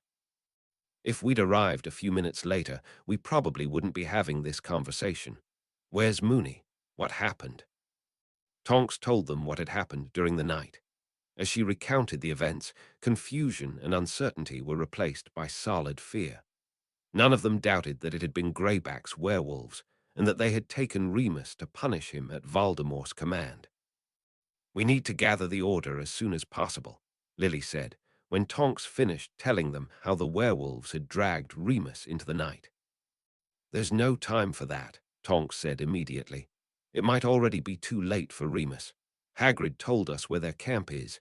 I'm going to go there now. You shouldn't come." "You lost that much blood," Sirius scolded her. "You know there's no way we'll let you go into Greyback's camp alone in this condition." "It might be our only chance to get to Mooney in time," James interjected on Tonks's behalf. When Sirius and his wife stared at him, he added, "Don't think I'm keen on sending Tonks into the lion's den alone, but what other choice do we have? They'll immediately recognize anyone who isn't a werewolf, and at least Tonks can change her appearance and disguise herself." Sirius and Lily didn't reply, probably because they knew he was right. Tonks thought it didn't matter anyway. As soon as she was strong enough to stand on her feet, she would go find Remus, with or without her friend's consent. By the time she was strong enough to get out of bed and apparate to the place in the forest where Hagrid had reported being held captive by the werewolves, the sun had already begun to set. The clearing was empty, although it was clear there had been a camp there not long ago. Hints of Hagrid's story were all around. An immense wooden cage reinforced with iron stood near the center of the abandoned camp. Bent and crushed like a can, large trees that had been uprooted lay among the remnants of bonfires and rubbish that had been left behind, and a single, huge footprint was imprinted on a piece of muddy ground. Adamantly ignoring the pain in her muscles and the fresh bite wounds on her body, Tonks began to run determinedly in the direction the camp had moved. Luckily, the werewolves didn't seem to have bothered to cover their tracks, and she had no trouble following the trail of gnawed bones, broken branches, and trampled earth they'd left behind. She ran as much as her body would allow and beyond, until it became dark, and she had to instead walk fast to the light of her wand. The moon was still almost full, but heavy clouds covered it and the stars, and the darkness was so heavy that Tonks wished she could see through the eyes of the she-wolf. She walked for a long time, the sweat on her face turning cold and sticky in the cold northern air. All she knew was that she was going south, but she had no idea how long ago the camp had left, or if Remus was even with them. She prayed with every breath that it wasn't too late for him. In the middle of the night, when the despair in her began to grow, she started to hear a distant noise. At first she thought it was thunder, and then maybe the rumble of a train on a track, but the sound went constantly on and on, so it couldn't have been either. She quickened her pace as much as she dared on the treacherous forest ground, and soon began to hear low voices talking and growling. She realized the sound was the thunder of hundreds of marching feet. She hurried towards the sound without thinking, and almost fell from a sharp mound of earth that suddenly appeared in front of her. Clumps of earth rolled under her feet, and she stumbled backwards so as not to fall into the abyss. Her heart racing, she tried to collect herself and sat down on the ground, looking at the deep ravine that had opened up at her feet. Her breath caught in her throat. The horrific sight that unfolded before her came straight out of a nightmare. Hundreds of torches burned in the darkness, twisting in the ravine like a huge, burning snake. In their light, thousands of creatures marched, some more human and some not at all. Not just werewolves, but also overgrown trolls dragging huge clubs behind them, hooded dementors, swarms of tormented inferi, and even 3 mighty giants who shook the earth with every step. Above all of them, flocks of bats fluttered. These were no longer scattered groups of dark creatures and half-breeds. This was an army. Still kneeling on the ground, Tonks stared at the sight in horror for a few moments before remembering her mission. She slipped between the trees to send a patroness to the headquarters to update the order on the disturbing intelligence she had uncovered.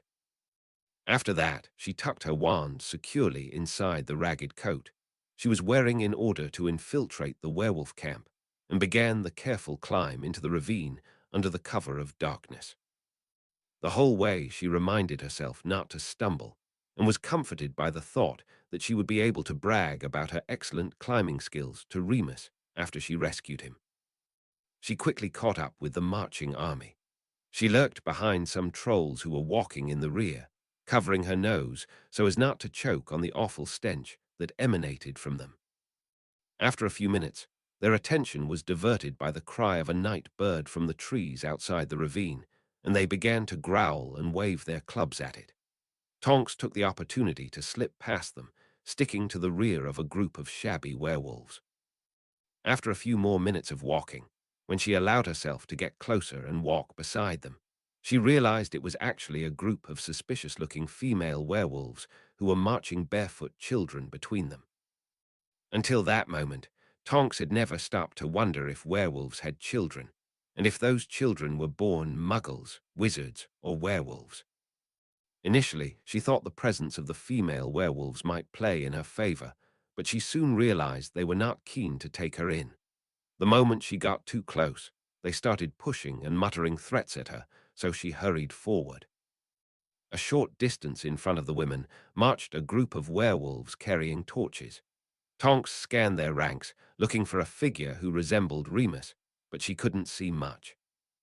They walked hunched over, grumbling to each other, and as Tonks got closer, she understood why. A few grey dementors floated just ahead of them, covering the ground around them in frost and poisoning the air with a feeling of despair. "How much longer we got to walk?" Tonks heard one of the werewolves growl to his friends and sneaked forward to listen to their conversation. "Stop complaining. his friend grumbled in response. We'll join Greyback and the rest before the night is over. Vargan said so. The name of Greyback's right-hand man aroused Tonks's interest even more. If she had to guess who was tasked with capturing Remus and bringing him to Greyback, she would bet it was him. A third werewolf, with long, wild hair as grey as steel, spat on the ground. What does that kid know? Give me a few minutes with him, and I'll tear him to shreds. Who is he to tell us where to go? Greyback said, the first werewolf began to say, but Tonks must have gotten too close, because he suddenly fell silent and turned to her with annoyance. Get back, bitch. Startled by his roar, Tonks jumped and retreated a few steps. She struggled to calm her racing heart, which was pounding violently, while the werewolves returned to their argument. She was very lucky that they thought she was one of the pack's women with her ragged clothes and disheveled hair that hid her face, and didn't notice that she didn't belong there. She walked with the army for what felt like hours. She didn't dare try to advance down the line, for fear of attracting the werewolves' attention, but also because she didn't see a way she could get past the Dementors in front without producing a patroness. The first light of dawn began to appear in the sky as the smell of smoke filled the air, and a long, shrill shriek was carried on the wind. The ravine ended and revealed a small Muggle village nestled isolated among the mountains. Flames flickered between the dark houses, and smoke billowed over the tiled roofs. Tonks already knew what sights would greet her inside. The army dispersed before the entrance to the village. The Dementors soared into the sky to join a large group of their own kind who were flying above like a flock of vultures, feeding on the fear and despair that emanated from the village residents. The flock of bats descended on the village, and the creatures changed their form into pale, tall vampires who scattered through the alleys in search of fresh blood. The inferi crawled into the sewage and could be heard dragging their feet below the streets. The trolls smashed phone booths and billboards on the main street on their way to join their own kind, who had gathered around a bonfire in the town square, where they cast horrible shadows as they feasted on raw meat, whose strong smell was carried on the night air. The smell made Tonks want to throw up, knowing that the meat was not that of animals. Angry, disgusted, and helpless, she marched with the werewolves to the far end of the village. On one of the roofs, a gaunt banshee kneeled, her blood-curdling shriek rising and falling like a siren, as a warning of the evil manifesting in this place. Tonks could do nothing but avert her gaze from the sight of the shrunken bodies of the vampire's victims and the broken doors of houses. There was no one in the world who could stop this massacre now. The Ministry of Magic had fallen. There was no longer an aura department, and even if all the members of the Order of the Phoenix had come to defend this village, they would not have been able to hold out against an entire army of dark creatures who had to break loose with Voldemort's blessing. The only building in the village where a light was on was the church, where candles flickered in the narrow windows, not at all inviting in the cold dawn, but foreboding. Tonks lurked behind the werewolves, who abandoned their torches and marched into the building, barely noticing that the female werewolves and children remained outside in the cold. Inside, the air was heavy with the scent of sweat. Red bloodstains stained the marble floor. Tonks struggled to see what was happening over the heads of the werewolves, who were taller than her. The only thing she could see were the painted faces of the saints on the far wall of the hall, who seemed to be smiling mockingly in the flickering candlelight, and a man who was probably the church's priest, tied with ropes to the large wooden cross on the wall, his face covered in blood. The werewolves gathered around the altar, laughing with content. Tonks climbed on one of the wooden benches to see what was happening, and her heart skipped a beat. Remus was standing in front of the altar, wounded and stained with blood, tied securely with a thick, rough rope. He stood with his back to Tonks, but she would have recognized him anywhere, even though his graying hair was caked with mud, as if someone had dragged him on the ground all the way there. She stopped herself from calling out to him. Next to Remus stood a werewolf about Tonks's age. She recognized him, even though she could only see a thin slice of his handsome face, which was disfigured by a large scar that ran from his forehead to his chin. It was Vargan, the werewolf who had shared the cell with Remus at the ministry on that awful full moon night, and that ugly scar was a souvenir Remus had left for him that night. But that experience didn't seem to have damaged his pride or his smugness.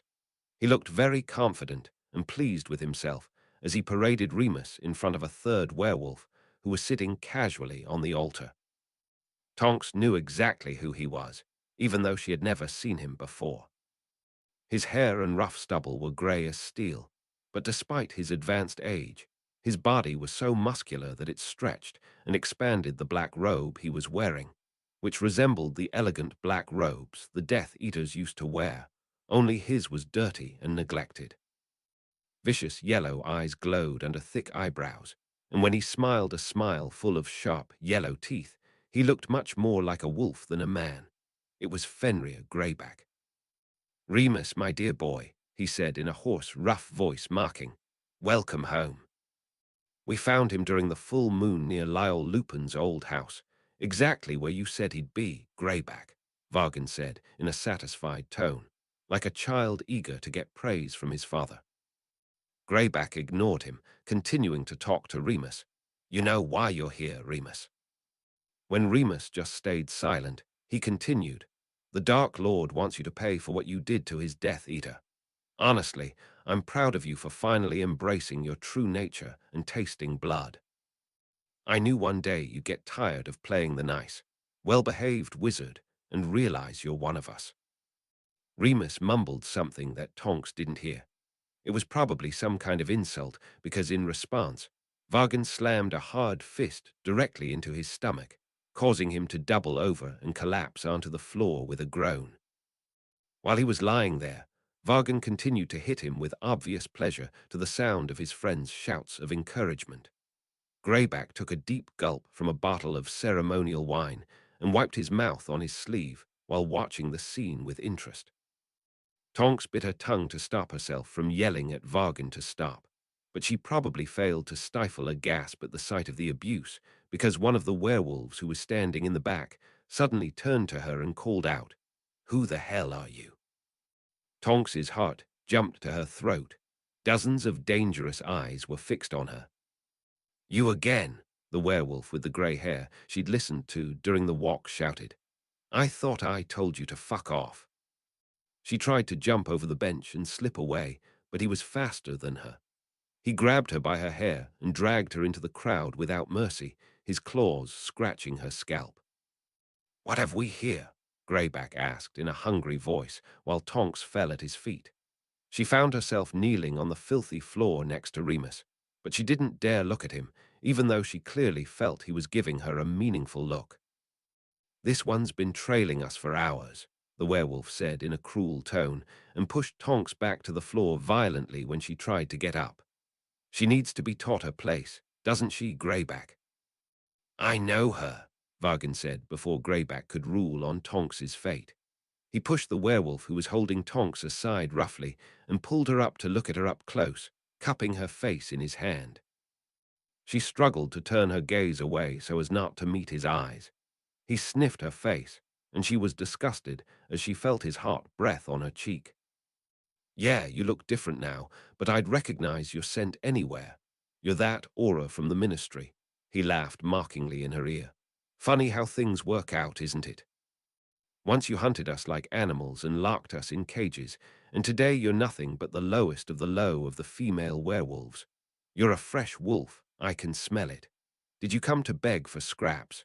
You're lucky I like you." Tonks writhed and slipped out of his grasp, managing to retreat one step before the second werewolf blocked her way. She needed a distraction, and fast. "I didn't come for you," she said, trying to keep the tremor out of her voice and inject as much contempt as possible. "I came for him." She pointed at Remus, who was still kneeling on the floor and looking at her with a pleading look. One of his eyes was swollen and purple. She knew he was trying to tell her with his gaze to run away as long as she had the chance, but she wasn't going to listen to him. On the contrary, the look in his eyes gave her an idea. "He turned me into the monster I am," she said in a steady, accusing voice. "And I want him to pay." A murmur of interest was heard from those around them. A shadow of rage, or maybe jealousy, passed in Vargan's cold eyes. Remus lowered his head in genuine guilt. Tonks knew that this accusation was touching a sensitive spot, opening wounds that hadn't even begun to heal, but his mental pain was a small price to pay for his life. "Is that so?" Greyback growled, looming over Remus with a satisfied smile. Now, you never cease to surprise me, Remus. In the end, even you couldn't resist. I almost regret that you have to die." "No," Tonks cried out, and to justify herself added, "He doesn't deserve a quick death. He needs to suffer for what he did to me." "Oh, his death will be anything but quick," Vargan promised her with a purr. "The husband of the Death Eater he killed won't let him get away so easily. He's furious, that Lestrange. He might be a wizard, but according to his reputation, he knows a thing or two about torture. If you're a good girl, I'll let you watch." Greyback suddenly stood up from the altar, towering over Tonks. She struggled to hide the shiver that ran through her as he placed his large, hairy hand on her shoulder, his long, yellow claws digging into her flesh. "You're forgetting your place, Vargan," he barked, causing his protégé to flinch. "Only I will talk to Lestrange when he gets here tomorrow, and I'll decide who gets to see our little Remus squirm. As for you—" He stared at Tonks with a curious look in his yellow eyes, digging his claws in a little more, almost breaking her skin. She looked into his eyes with all the courage she had, even though there was an urge inside her to lower her gaze and expose her neck in submission. "What's your name, girl?" "Tonks," she replied steadily. Greyback spat on the floor in a sudden rage. "I don't like it. You need a different name." Tonks swallowed her pride. "Nymphadora, then." "That's better. You're part of the family now, Nymphadora. Remus is my son, so that means you're my daughter now. And because you're my daughter, I'll allow you to be with us tonight, but later you'll have to go be with the other women. Vargan will watch over you for now, until I find you a worthy mate." Tonks bit her tongue so as not to react to these things and let Greyback push her towards Vargan. He wrapped a protective arm around her and led her away from Remus, who was still kneeling on the floor. At this point, the sun had already risen over the doomed village, drying the bloodstains on the church floor. The banshees' shrieks had stopped. The vampires had surely found shelter from the daylight, and the grunts of the trolls and giants rumbled from outside. But unlike their partners, the werewolves didn't seem to plan to go to sleep after their night march. They helped themselves to the cheeses and sausages in the priest's pantry, devoured the communion bread, and drank their fill of the ceremonial wine while they argued loudly and told crude jokes that echoed in the marble arches of the church. Greyback sat in the middle of his pack. The female werewolves were allowed in to put the children to sleep on the distant wooden benches, and they remained awake to serve Greyback. Tonks watched with a combination of pity and disgust as they fought wildly among themselves for the right to serve him food and drink and to sit by his side. The part that disgusted her most was the fact that something inside her understood why they were doing it. She realized that if she were in their place, she would also want to enjoy the protection and affection of the strongest male in the pack. She began to understand why Remus always insisted that he was not so different from other werewolves. Under different circumstances, they both might have found themselves in this pack. The celebration continued until late afternoon. Tonks's gaze kept wandering back to the altar to which the werewolves had tied the bruised Remus and gone to enjoy their feast. The distance between them didn't allow her to see if he was awake or asleep. She waited tensely for an opportunity to free him and escape. Vargan, who had been sitting beside her all day, suddenly wrapped his arm around her shoulders and pressed her to him. She realized he had caught her staring at Remus. "You know, there's a fine line between love and hate," he said to her hungrily, his speech heavy from wine. "I know you don't like me now, but you'll learn to love me. You'll forget about him quickly after he dies." "I just want him to suffer," she justified herself. On that same night at the ministry, many months ago, Vargan had already suspected that the connection between her and Remus was deeper than it seemed, and she wasn't about to strengthen his suspicions when she was so deep in the lion's den. I like a woman who knows how to appreciate a good revenge. Vargan breathed into her ear, and then, shamelessly, tried to kiss her. Tonks pushed him away and looked at Greyback, but he seemed to be busy with his wives and not noticing what was happening. Greyback won't like this, she dodged as Vargan tightened his grip on her and tried to press his mouth to hers again. He said he would choose my mate. Everyone knows he'll choose me, Vargan claimed drunkenly. His face was very close to hers, and she could see every piece of skin on the ugly scar on his face. Or didn't you know I'm his right-hand man? Not everyone thinks you should be, Tonks argued cunningly, remembering the conversation she had heard during the night. There are some who think you're not fit for the job, and that they could tear you to shreds if they only wanted to. Who said that? Vargan burst out in rage, forgetting his desire to kiss her. Feeling only a tiny bit of guilt, Tonks pointed at the werewolf with the grey hair who had exposed her earlier, who was dozing drunkenly against one of the benches. Vargan stood up, swayed, and lunged at him violently. A brawl quickly broke out as more werewolves joined the fight, and Tonks slipped backwards so as not to get caught in the fight. When she looked at Remus again, it seemed to her that he was sitting a little more upright than before. The brawl continued until all the participants were too tired, bruised, or drunk to continue. The sun had already begun to set by the time all the werewolves fell asleep on the wooden benches or on the floor. Tonks lay among them with her eyes closed until she was convinced that everyone was asleep, and then she dared to get up and sneak very carefully towards the altar, being careful not to step on the werewolves who were sleeping on the floor and snoring loudly. Besides the snores, the only sounds heard were the calls of crows and scavengers who had gathered to feast on what was left of the unfortunate villagers, and the voice of the priest tied to the cross, who was miraculously still alive, who was sobbing and praying in a quiet voice. "What are you doing here?" Remus whispered hoarsely to Tonks the moment she knelt beside him. She pushed a piece of bread left over from the feast into his mouth to silence him. She didn't have time or patience for his preaching. "What does it look like?" "I'm saving you," she whispered in reply, and took 2 wands out of her pocket, hers and Remus's. "Don't tell me you really thought I came to get revenge on you." She began to cut the rope that tied Remus's legs when the church doors were thrown open with a bang, waking the sleeping werewolves.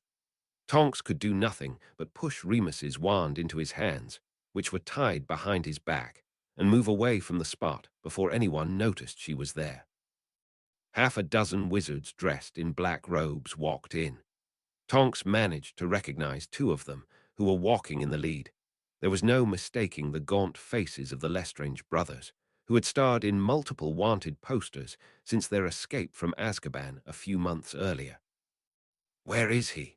Rodolphus Lestrange demanded to know, towering over the werewolves who were waking up from their drunken sleep.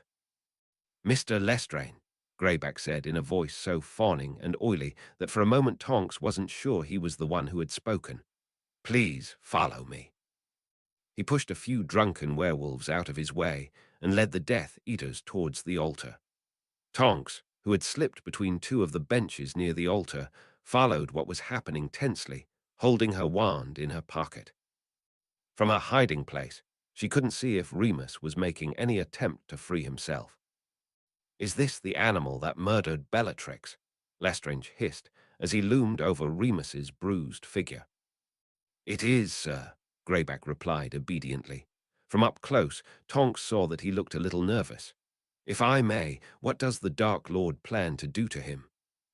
"The Dark Lord's plans are none of your business, dog," Lestrange burst out in reply, suddenly pulling out his wand. He probably did this in order to replace the ropes that tied Remus with enchanted ropes, but the gesture was misunderstood.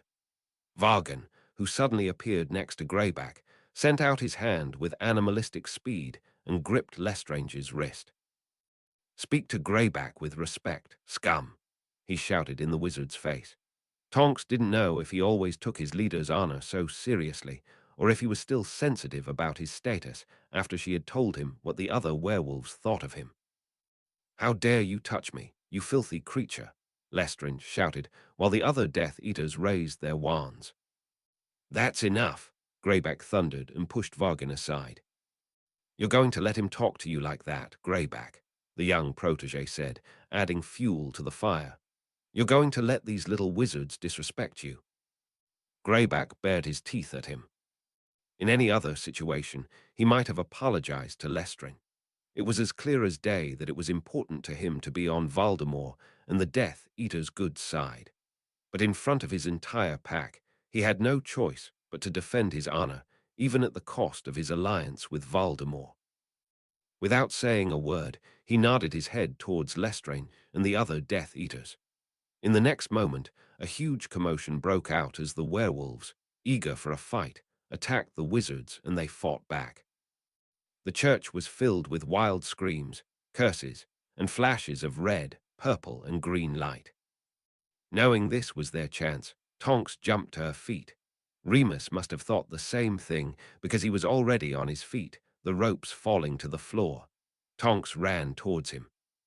"Cover me," she said, and turned to free the Muggle tied to the cross, lowering him to the floor carefully. In the commotion, no one noticed what she was doing. "You'll be all right," she said to the terrified priest. When he seemed frozen in terror, she grabbed his arm and pulled him after her.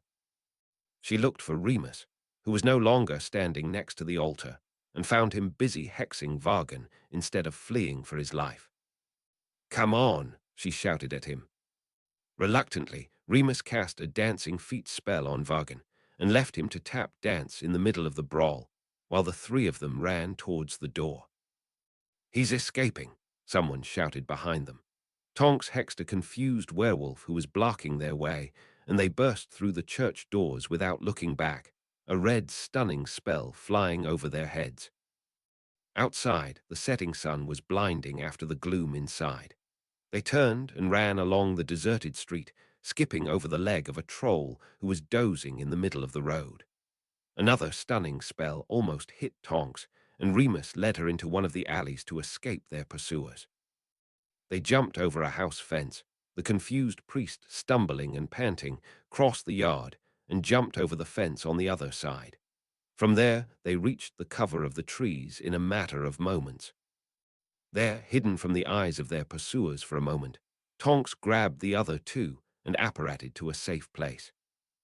They appeared in the middle of a grove not far from there, but far enough away not to hear the voices of the Death Eaters looking for them anymore. The moment their feet hit the ground, the priest stumbled on the ground, got up panting, and ran away for dear life. "You're welcome," Tonks shouted after him as he disappeared into the bushes. To Remus, she said, "No one will ever believe him when he tells what happened to him."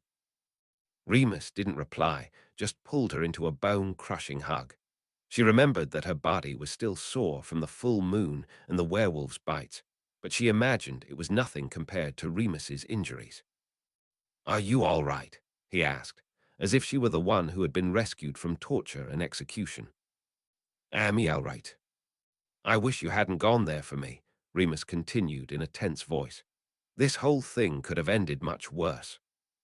Tonks tried to think of something witty to say about how Remus's situation was much worse than hers, but the understanding of what had happened in the last 24 hours began to sink in. The truth was, he was right. She was lucky that Greyback had decided to take her under his wing, otherwise her fate could have been the same as Remus's, or worse. She suddenly remembered how Vargan had tried to kiss her and shivered. "I couldn't let them hurt you," she justified, her face buried in his dirty shirt. "You would have done the same for me." She felt that he was about to continue preaching to her about the danger she had put herself in, so she raised her head and kissed him, tasting blood. For the first time, she began to realize how scared she had been until now, and how close she had been to losing Remus. "What would I do without you?" he said when they broke apart. The sun had already set, and the grove was shrouded in twilight. "I don't want to even think about it," she replied lightly, and felt relieved when he gave her a pained smile in the dock. You'd probably still be there, busy checking Vargan instead of letting the Death Eaters worry about him and running away. I had to teach him a lesson somehow. I saw how he tried to kiss you, Remus said with profound seriousness. He's lucky I didn't have time to do something worse to him. Tonks didn't admit how flattering that was to her. The situation there is much worse than Hagrid described. She changed the subject. It's not just werewolves gathering from all over the country, it's a whole army of dark creatures. Did you manage to figure out where they're marching? No, but I think I know now, Remus said distractedly, moving away from her and pushing aside some tall bushes to get a better view of the landscape behind them. Tonks joined him, stretching her neck to see what he was looking at, and cursed loudly. Dark skies, smooth as velvet, spread over the treetops of a wide forest, reflected in a dark lake as smooth as glass. The lights of Hogwarts shone like countless candles in the deepening darkness. Chapter 54, The Darkest Hour. Lily crossed the torchlit castle corridors with a swift step toward the hospital wing. On normal days at this hour, the corridors would be full of students on their way to the library or their study groups, chatting about upcoming exams. But these days, no one felt like leaving their common rooms. It was hard to think about classes and school gossip with the knowledge that Voldemort had indeed returned, and the Ministry of Magic was under his control. The last time the situation in their country had been so grim was more than 15 years ago. Lily emerged from a secret passage behind a tapestry, not far from the entrance to the hospital wing. Just as she approached the infirmary door, it opened from inside, and Dumbledore stepped out with a dark expression. Dumbledore walked past her as if he hadn't seen her, continuing on with determination while cradling his blackened hand. McGonagall, who was walking a step behind him, gave her an apologetic look and gestured that she would understand what was happening once she went inside. Fearing the worst, Lily entered the infirmary. She immediately noticed James standing in front of one of the beds at the end of the room. "I got your note," she said in a trembling voice, hurrying towards him. "What happened? Is it Remus?" "Mooney's all right," James replied, but for some reason he still looked disturbed. Remus was in one of the beds, wearing a hospital gown, badly bruised but in one piece.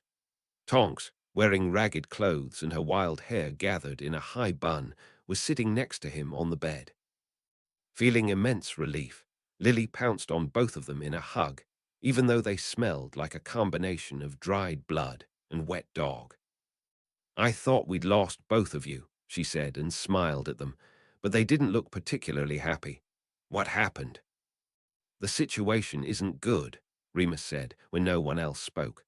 "Dark creatures are gathering in hordes north of here. At the rate they're going, they'll reach Hogwarts by tomorrow night at the latest."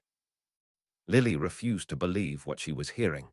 She looked at James, hoping he would say something encouraging. Her husband just lowered his eyes. "You don't really think they're coming here?" she threw into the empty space. "Voldemort wouldn't dare attack Hogwarts." "Dumbledore apparently disagrees with you," James replied in a somber voice. "He went to start preparations for evacuating the students from the school." "Evacuate the students? To where exactly? If Hogwarts falls, there won't be a single safe place in all of Britain," Lily argued in an agitated voice. No one had a counter-argument. Of course she was right, but everyone also knew that the students could not be caught in the battle that was about to take place there in less than 24 hours. "Where's Sirius?" Tonks asked in a not very successful attempt to change the subject. "While you two were gone, me, Kingsley, and Padfoot had an idea," James explained. "The Ministry is under Voldemort's control, which means there are dozens of Aurors who, luckily, won't work for a ministry controlled by the dark forces, which means they are unemployed. Kingsley went to try and convince them to fight back, and for those who won't be moved by the possibility to do the right thing, Sirius will pay them to do so. Like mercenaries. You can call it that. In light of the latest development, I think it won't hurt to have a few auras to help defend Hogwarts.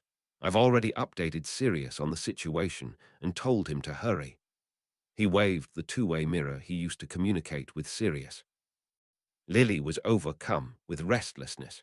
She couldn't sit idly by for another moment. I should go help with the evacuation, she announced, and left the hospital wing without waiting for a reply, thinking about Emily and all the other frightened students. She went straight to the Gryffindor common room. While she was in the hospital wing, the rumor about the approaching army had already spread. The figures in the oil paintings ran between the frames, spreading panic and planning their escape, and the ghosts flew urgently along the corridors and passed through walls to deliver messages between the castle wings. When she reached the portrait of the fat lady, she realized she didn't know the password. "It's all right, dear," the fat lady said, and let her in.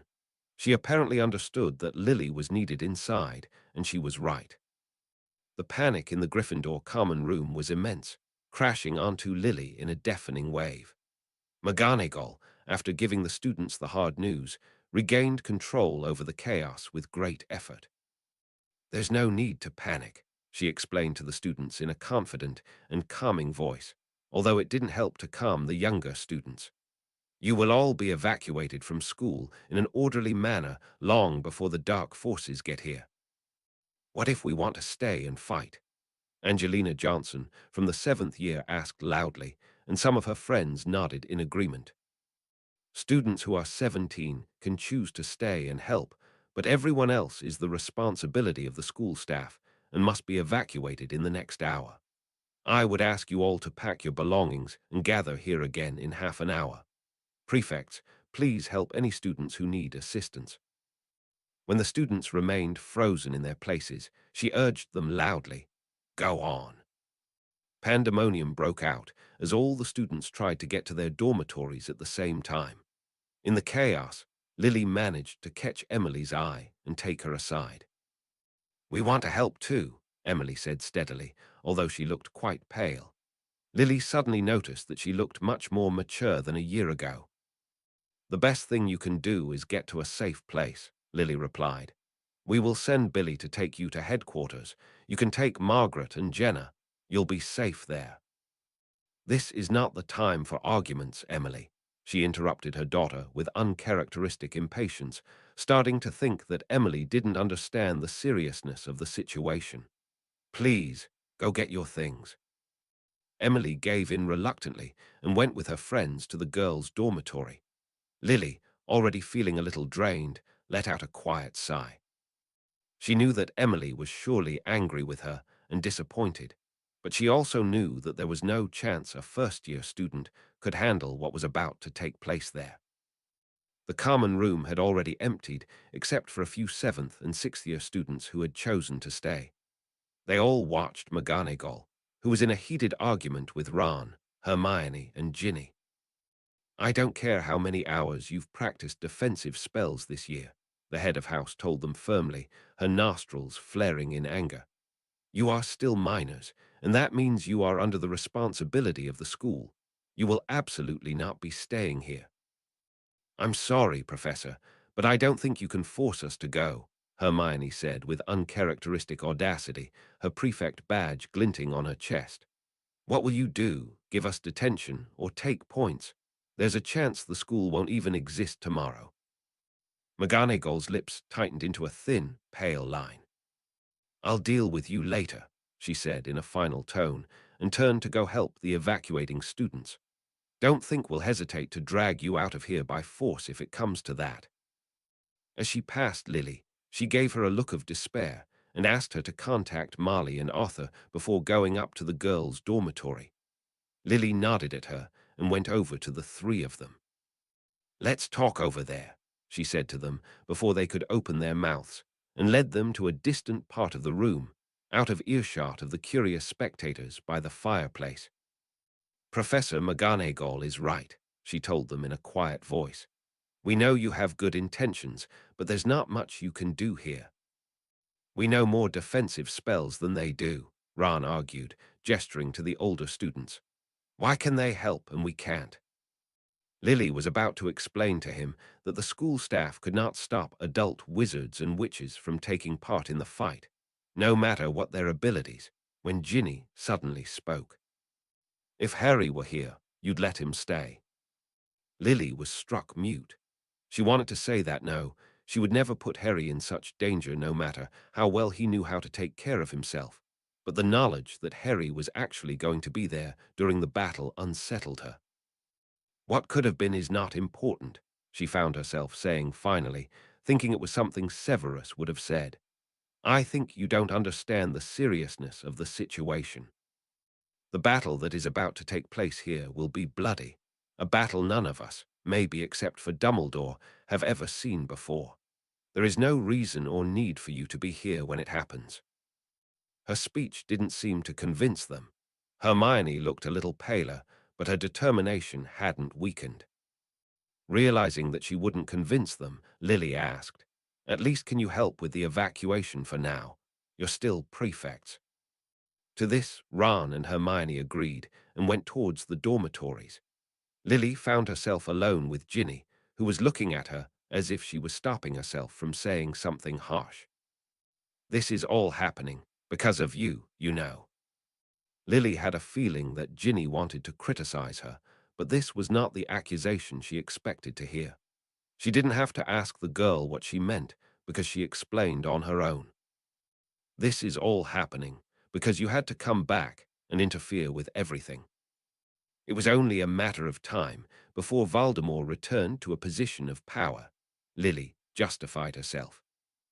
"Maybe," Ginny replied dismissively, "but what happened to Harry was your fault.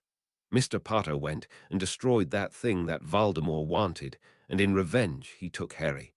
You are his parents. You were supposed to protect him, but instead you served him to Voldemort on a silver platter." Ginny fell silent, her voice suddenly choked, and moved away, not giving Lily the right to respond to the accusations. She went out of the portrait hole, and Lily remained behind with a feeling of injustice and guilt. She wanted to yell at Ginny that what happened to Harry wasn't their fault, that the things that happened would have happened even if they had remained dead to the world. But she couldn't ignore a small, vicious voice that told her there was a chance, maybe not so small, that Ginny was completely right. That voice managed to describe to her a different world, where Harry would have continued to think he was an orphan for the rest of his days, but he would never have been violated by Voldemort in that way. The students were ready for evacuation within an hour. Lily helped the younger Gryffindor students with their suitcases, while McGonagall led her house students in a line along the corridors toward the entrance hall. On the first floor, they met Professor Flitwick and the Ravenclaw students, which made it even more difficult to maintain order and calm among the stressed students. In the entrance hall, the situation was even worse. Professor Sprout and the pale Hufflepuff students were already waiting by the front doors, and the school ghosts flew from above in unrest, including Peeves, who watched the events in uncharacteristic silence. The Gryffindor and Ravenclaw students had a hard time maintaining order as they went down the stairs with their suitcases to join their friends below.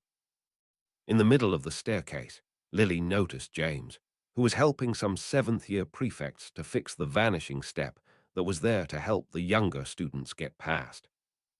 The students of the three houses had all already gathered in the entrance hall before Professor Sinistra emerged from the dungeons, leading the Slytherin students. Lily noticed that many of the Slytherin students were missing. It seemed that most of the older students, from the fifth year and up, weren't there. "Many refused to be evacuated," McGonagall said, noticing her gaze. "I am convinced that they are waiting to join the Dark Lord the moment the battle begins." "They're just children," Lily protested. McGonagall didn't respond, her face grave. They both knew this detail wouldn't matter to Voldemort once the battle begins. The students were asked to form groups and enter the school carriages in an orderly manner, which the limping Hagrid had arranged outside the entrance hall. The noise of the suitcases being dragged, the hoots of the owls, and the meows of the cats was so deafening that it was a miracle if the dark armies marching to the castle didn't hear them from the forest. In the river of students, Lily managed to find James, who was hugging Emily tightly next to one of the carriages. In turn, she hugged their daughter and promised her that everything would be all right, and that they would return home to see her as soon as they could. Emily, who was suspiciously quiet, didn't ask to stay behind again, but there was a look in her eyes that said her mother couldn't promise her such things. A shiver ran through Lily's body as Emily joined her friends in the carriage, and the procession began to move. She felt James's hand on her shoulder. When she placed her hand on his, she felt that it was unusually cold in the summer night air. The pale faces of the children flickered from inside the carriages as they passed the couple, and Lily couldn't shake the paralyzing fear at the thought that this would be the last time they would see their daughter. Lily and James spent the next hours helping the school staff strengthen the defenses around the castle and set up traps. Time seemed to slow down in anticipation of the terrible events that were about to take place. Lily knew in her heart that Dumbledore would summon her and James at some point, but she didn't expect him to wait until just before dawn to send a patroness in the form of a phoenix to invite them to his office in the darkest hour. When they entered, the headmaster's office was uncharacteristically gloomy. All the curtains were drawn over the windows, and the fire in the fireplace had died down to a flickering ember. The only light came from the pensive that stood on the desk, which emitted a flickering silver glow like the reflection of moonlight on water. This gloom, combined with the old books that were piled on every possible surface, in a place that used to contain intriguing magical devices, contributed to the feeling that they had walked into the room of a person on their deathbed. Lily's eyes adjusted to the unusual darkness after a few moments, and she could make out a figure sitting behind the desk, shrouded in shadows. She and James approached, and Dumbledore's figure was revealed behind the pensive, looking especially old and shrunken as he sat in his ornate chair. His blackened hand rested in his lap, and with his other hand, which was wrinkled and pale, he stroked Fawkes sadly. The phoenix, which was nearing the end of its life cycle, looked as miserable and shabby as its owner. "You wanted to see us," James, who was the first to dare to speak, reminded him. "Please sit down," Dumbledore said in a soft voice. Behind the blinding light of the pensive, it was hard to decipher his expression. Lily, on whom a sudden fatigue fell from being in the stuffy room, sat down in the chair opposite the desk. In contrast, James remained standing. "There's still a lot of work out there," he said pointedly. "What did you want to tell us?" Dumbledore didn't speak. Lily, who felt as if a metal fist had been crushing her heart all night in anticipation of this conversation, said definitively, "It's about Harry." James stiffened. Dumbledore hesitated and finally said, "I'm sorry to say it is." "Well, get on with it then," James said with uncharacteristic nervousness, not noticing or not caring that it seemed to take Dumbledore immense effort to say what he needed to say. Finally, he began. "It's been almost a year since Voldemort returned, and so have you." Lily felt that James was about to say something impatiently, so she gave him a serious look.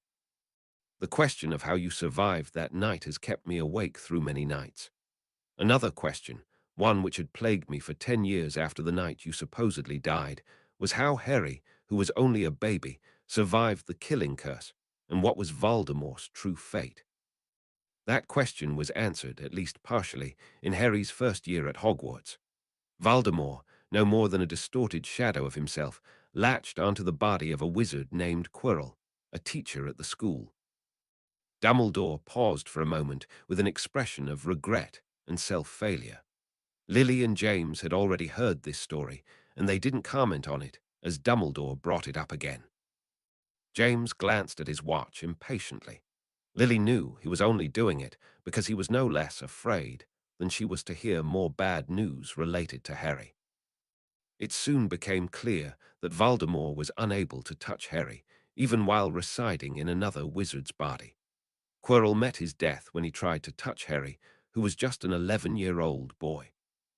After that event, I knew without a shadow of a doubt that Harry had survived the killing curse, thanks to the power of his mother's love, and that same love was protecting him even years later. His eyes sparkled towards Lily for a brief moment, but the sparkle disappeared almost immediately. But that still didn't explain the distorted entity that Voldemort had become. I was at a loss on the subject, until a year later Voldemort appeared at Hogwarts again, this time as a reflection that drew the life force of Ginny Weasley. Its source was an old diary. That was the clue that led me to discover the existence of the dark and ancient magic that is the creation of Horcruxes. He stopped to drink water from a goblet that stood on his table.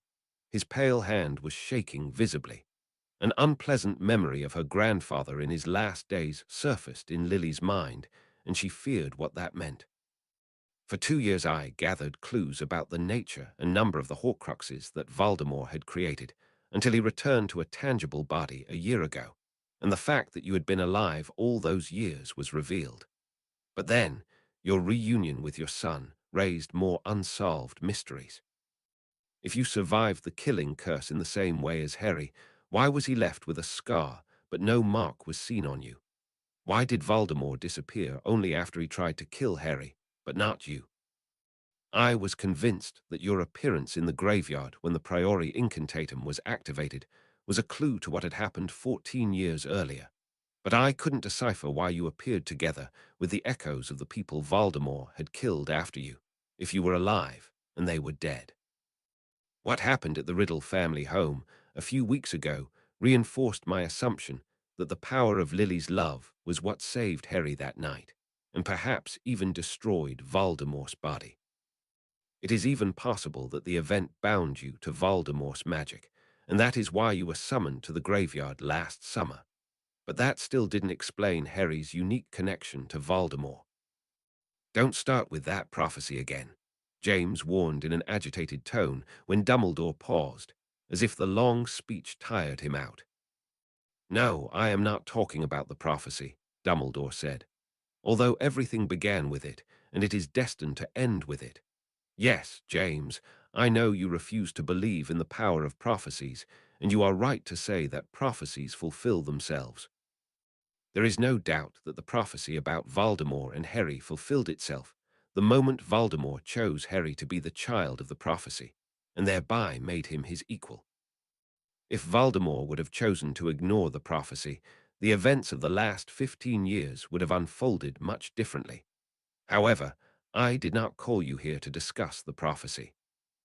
What are you trying to say? Lily asked in growing fear and unease. She felt James's hand on her shoulder. I believe, Dumbledore started, and now sounded so grim that his deep voice seemed to dim the faint light in the room, that the lives of Harry and Voldemort are intertwined. I believe that as long as Harry lives, Voldemort will also live. Lily and James were left in frozen confusion after these words. You obviously don't mean what I think you're trying to say, James said finally, in an unforgiving tone. Because it seems like you're trying to say that the only way to defeat Voldemort is for Harry to die. No, Lily wasn't sure if she had uttered the word or just thought it. A heavy fog of choking terror filled her head. James's grip on her shoulder tightened until it almost hurt. Am I right, Dumbledore? James demanded in a harsh, low voice. After all that has happened in the last year, only one mystery remains completely unsolved, Dumbledore said, as if continuing his previous story. In the entire history of the wizarding world, there is not one documented case of a wizard who took over the body of another wizard and used it as if it were their own. Voldemort was not the first wizard in history to use his enemy's blood to create a body for himself to reside in. So what happened in the graveyard last summer could not have been the incentive for the terrible event that occurred at Christmas. But the connection between Harry and Voldemort was strong long before that summer. In Harry's second year, it became clear that he was a Parselmouth, even though it is impossible that he inherited the ability from either of you. But he controlled the ability as if he was born with it, even though no one had ever taught him how to use it. Even then, I began to suspect the bitter truth. Which is, James urged him with growing anger. In Merlin's name, Dumbledore, get to the point already. The bitter truth is that Voldemort managed to create one more Horcrux before he was defeated 15 years ago. That Horcrux is Harry. A terrible voice burst out of Lily's throat. The bookshelf behind Dumbledore's desk collapsed with an explosion. The headmaster managed to cast a shielding spell and protect himself from the avalanche of books and broken wood. Lily screamed. She didn't even know what she was saying, or if there was any logic to her words at all. She just knew that fury was boiling inside her and erupting uncontrollably, causing the magical objects in the office to crack and shatter, and the walls to shake and crumble until the headmasters in the portraits fled from their frames. She didn't know how long it lasted, but when it was over, she felt empty of all power or will, as if the air in her lungs had turned into smoke and the blood in her veins into poison. She stood there in the darkness, knowing that even when the sun rose, her world would remain dark forever. In the tense silence that followed her outburst, James began to laugh. He leaned with one hand on the cracked tower wall, his whole body shaking with hysterical, almost insane laughter. Heavy tears streamed from his eyes, and he pushed his hand under his glasses in an attempt to stop them, without success. "Please pull yourself together, James," Dumbledore pleaded with him, shaken by his and Lily's intense reaction. When James didn't stop laughing, he added, "Your wife needs your strength right now." "What my wife needs is to get her son back," James said loudly, his voice surprisingly steady. "Believe me, if I thought that hugging her and saying everything would be all right would help at all, I would have done it." "It's not like you to just give up," Dumbledore said to him in a rebuking, almost disappointed tone. "Don't you understand what you've done?" James said in a booming voice, looking almost crazy with his wild hair and bloodshot eyes. "No, then let me explain. It's over. Everything we sacrificed, all the years we fought, all the friends we lost, it was all for nothing. Voldemort won, he won. He hasn't won yet." "Oh no," James cut him off. "So what's our plan now? To kill Harry, to send him like a lamb to the slaughter? No, Lily and I will send the world into 1,000 years of darkness before we let that happen." "You don't mean that, James," Dumbledore said with a fragile softness, looking at Lily. She was too broken and drained to reply that yes, James meant it, and that she completely agreed with him. "Yes, maybe I'm just upset," James bit back with deep sarcasm. "Maybe I just had a hard night, and I'll feel differently about letting my son die after a little sleep. Yes, it's clear you've never had children, Dumbledore." "You are right," Dumbledore replied in a grim tone. "I could never truly understand the love a parent feels for their child, nor the grief of losing one. I confess that I am slightly envious of the ability to feel such immense, all-consuming love, a love so powerful that it can transcend death itself.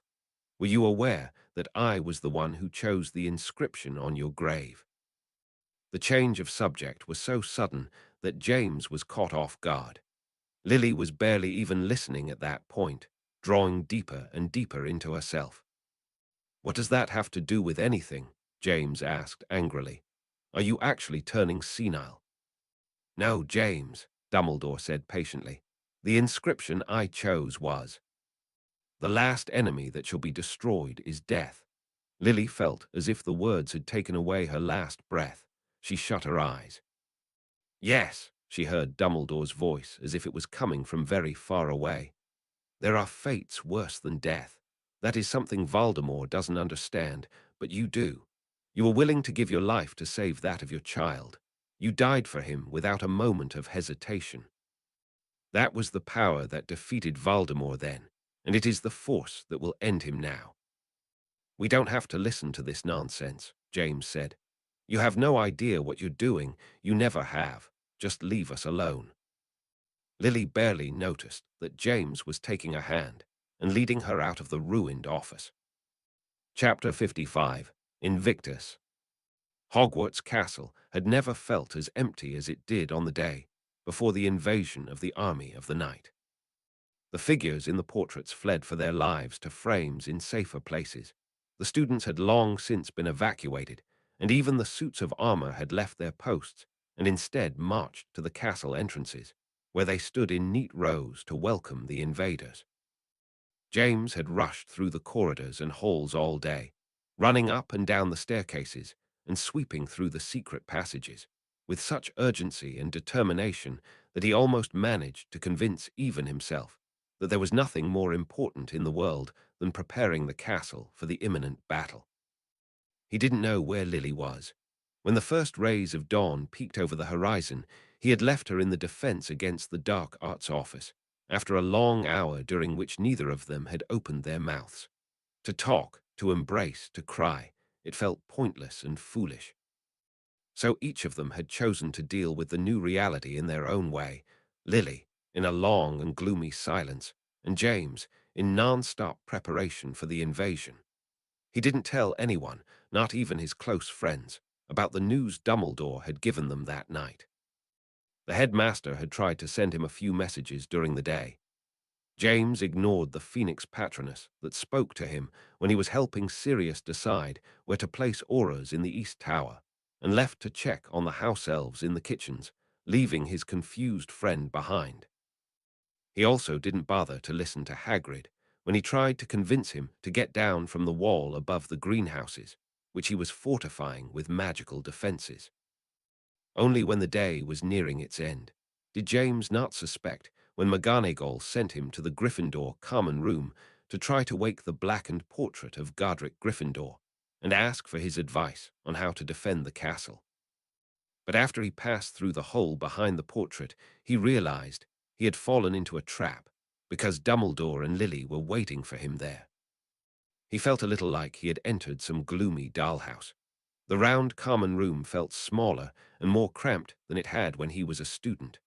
Dumbledore and Lily both looked small and shrunken, the headmaster because of the curse that was eating at him, and Lily because of grief and despair. James let out a sigh, realizing he wouldn't be able to continue to avoid this conversation. With the thought that at least he could sit for a bit before the battle starts, he wearily collapsed into one of the armchairs near the fireplace, which was unusually empty and cold. "Well," he asked, looking at Dumbledore, because he didn't dare to look at Lily, but it was she who spoke. "I want to see Harry." Lily's voice broke when she said their son's name. James turned to focus on a stray thread in the armrest. "What do you need me to do?" he asked without unnecessary formalities, pulling at the thread nervously. How she would do it, or if it was even a good idea, those were thoughts from before the news that had ruined them. "You'll have to lure Voldemort to the astronomy tower, alone," Dumbledore was the one who replied. "There I will do my best to weaken him. That way Lily will be able to perform legilimency and find Harry in Voldemort's mind." "Why can't you lure him yourself?" James asked impatiently. "I will need every ounce of strength I have left for this plan to succeed," Dumbledore replied calmly, and for some reason Lily wrung her hands and then bit her nails. "What are you not telling me?" James asked wearily, knowing Lily's nervous behavior well. Something bad was about to happen. "As I said, I will need every ounce of strength I have left," Dumbledore said. "The curse Voldemort cast on the Gaunt family ring has already taken most of my strength from me, and after I consume what is left, I will not live to see tomorrow's dawn." James stopped pulling at the thread, but didn't look up. He didn't know how to react to this information. Before they got the news, he would have probably argued and negotiated with Dumbledore, tried to convince him that there was another way and that he didn't have to sacrifice his life, even if not much of it was left. But after the news, he had sealed himself off from all emotion or purpose, except for the imminent battle, and combined with the fact that deep down he blamed Dumbledore for Harry's fate, he couldn't bring himself to react to the headmaster's words as he should have. If Dumbledore expected him to react in any way to his impending end, he didn't show it. "There is one more thing," he said in a steady voice, and with a flick of his long white wand, a rolled-up piece of parchment sealed with red wax fell into James's lap. A letter of appointment to the position of head of the Order of the Phoenix. This managed to surprise James, even in his apathetic state. He broke the seal and read the text, which was signed with Dumbledore's signature and bore a seal in the shape of a majestic phoenix. I, Albus Percival Wulfric Brian Dumbledore, hereby appoint James Henry Potter to the position of head of the Order of the Phoenix, with all the rights and duties derived from this position. At the bottom of the parchment, below the phoenix seal, Dumbledore scrawled, "Didn't you listen to me earlier?" he asked Dumbledore, not convinced that the old man hadn't lost touch with reality. "I said that we will send the world into 1,000 years of darkness before we let Harry get hurt.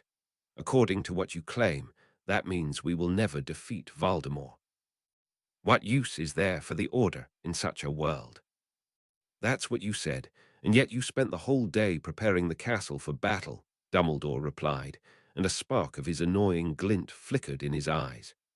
"As I have said, it's not like you to just give up, and that's why I know you won't."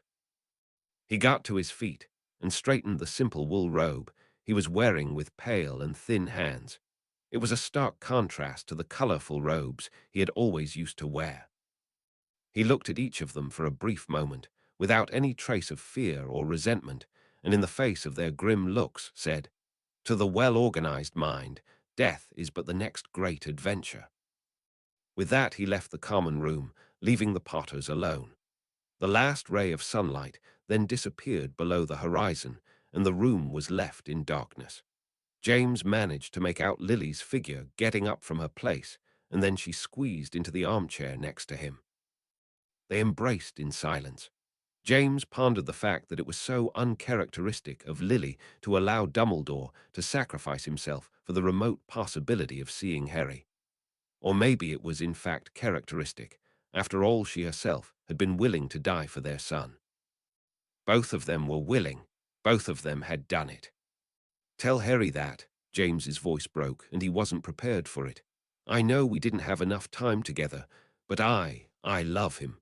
And—" There was nothing more to say. Lily hugged him tightly, and her scent gave him some comfort in the darkness. A bright bluish light suddenly lit up the room. A patroness in the form of a huge dog appeared in front of the fireplace. "Prongs, they're here," Sirius's voice said, and the patroness disappeared, as if he himself was hurrying back to the center of the action.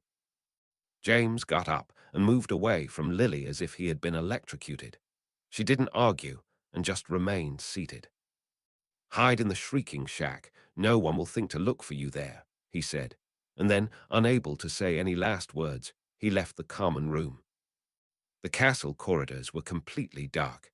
The torches on the walls were not lit, and the moon had not yet risen. "Lumos," James commanded, and in the flickering light of his wand, he ran to the northern wall of the castle. Although that day had been springlike and warm, the night wind that blew over the walls was cold. It caused the distant flames on the nearby mountainside to flicker like hundreds of watchful eyes. No sound was heard besides the whistling of the wind between the cracks in the stone walls. As planned, all the members of the Order had gathered there, waiting for final instructions before the start of the battle. Only when James got there, panting, did he realize that he was still clutching Dumbledore's letter of appointment in his fist. He stood next to his friends, who were watching the flickering lights in the distance, and did not reveal his new status. "Where's Lily?" Remus asked him.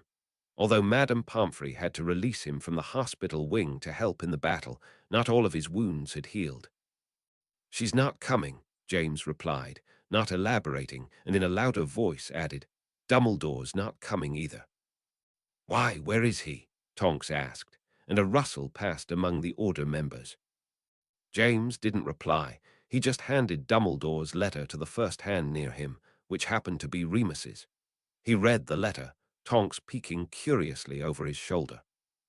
After he finished reading, he passed the letter on to the other Order members, for some reason not looking particularly surprised. The Order members passed the letter among themselves, whispering. James waited to absorb criticism or an argument from the Order members. He had always used to argue with like Marley or Elphia's Dodge, but even they read the letter of appointment and passed it on without commenting. raising their eyes to James in anticipation to get instructions for the battle. "Well," James said, after everyone had finished reading, still surprised that no one had expressed opposition. The chilly wind began to feel freezing. He shoved his hands into the pockets of his robe. "It's no secret that Dumbledore and I haven't always seen eye to eye. To be honest, I'm surprised that he chose to pass the position to me of all people." He looked at the faces turned towards him and remembered his family. Harry, who was lost, Lily, who was broken, and Emily, who had never harmed anyone and yet was trapped in this cruel reality. "I don't have any encouraging words for you," he said, fiddling with the letter that had returned to his hands. "We've done everything we could so far. We've recruited the centaurs, auras from the ministry, every wizard or witch who was willing to help. We have all of Hogwarts' defenses, but it still might not be enough. Is there anyone here who has second thoughts? If so, this is the time to leave." No one moved, and if there was anyone who intended to leave, it was already too late. The air crackled as if lightning had struck the ground, and a crack appeared in an invisible dome that surrounded the castle. James stood with his wand drawn next to his friends, ready for battle. He didn't tell them about his secret mission. He hoped that Lily had managed to get to the Shrieking Shack safely. That was the last thought that passed through his mind before the battle began. The vampires led the attack. They charged at the castle walls in the form of a flock of bats, blocking the view of the rest of the army. The defenders on the outer walls, which included members of the Order of the Phoenix and a dozen auras who had joined the fight, pelted them with curses, but the vampires evaded them and flew past. "Hold!" Kingsley boomed when a few of the auras turned to chase the vampires into the castle grounds. "Hold your ground. It's a distraction." The aura's instincts were correct. The next wave of the assault was much more violent. Giants stormed the castle, intending to break down the walls to make way for the rest of the army. James and his companions launched a counterattack, but the giants were barely fazed by their curses, as if they were nothing more than bothersome bees. They managed to bring down one of the giants, but it was not enough. The others began bashing the wall with their clubs, roaring and grunting under the sting of the curses, until it crumbled under the force. Something flew quickly overhead. James looked up and recognized the figure mounted on a broom passing over the wall. Amidst the adrenaline of the fight, his heart gave a sharp beat. This was his chance. "James, down." James dropped to the ground just before a giant club swung over the wall, held by a giant who had succumbed to the curses and collapsed. Someone who didn't duck in time was thrown into the air with a scream. James gripped his wand and concentrated on an incantation. Despite the dire situation, he succeeded in casting the spell non-verbally. A shadow leapt off his body and flew away. "It's coming down," he heard Sirius shouting. "Let's go."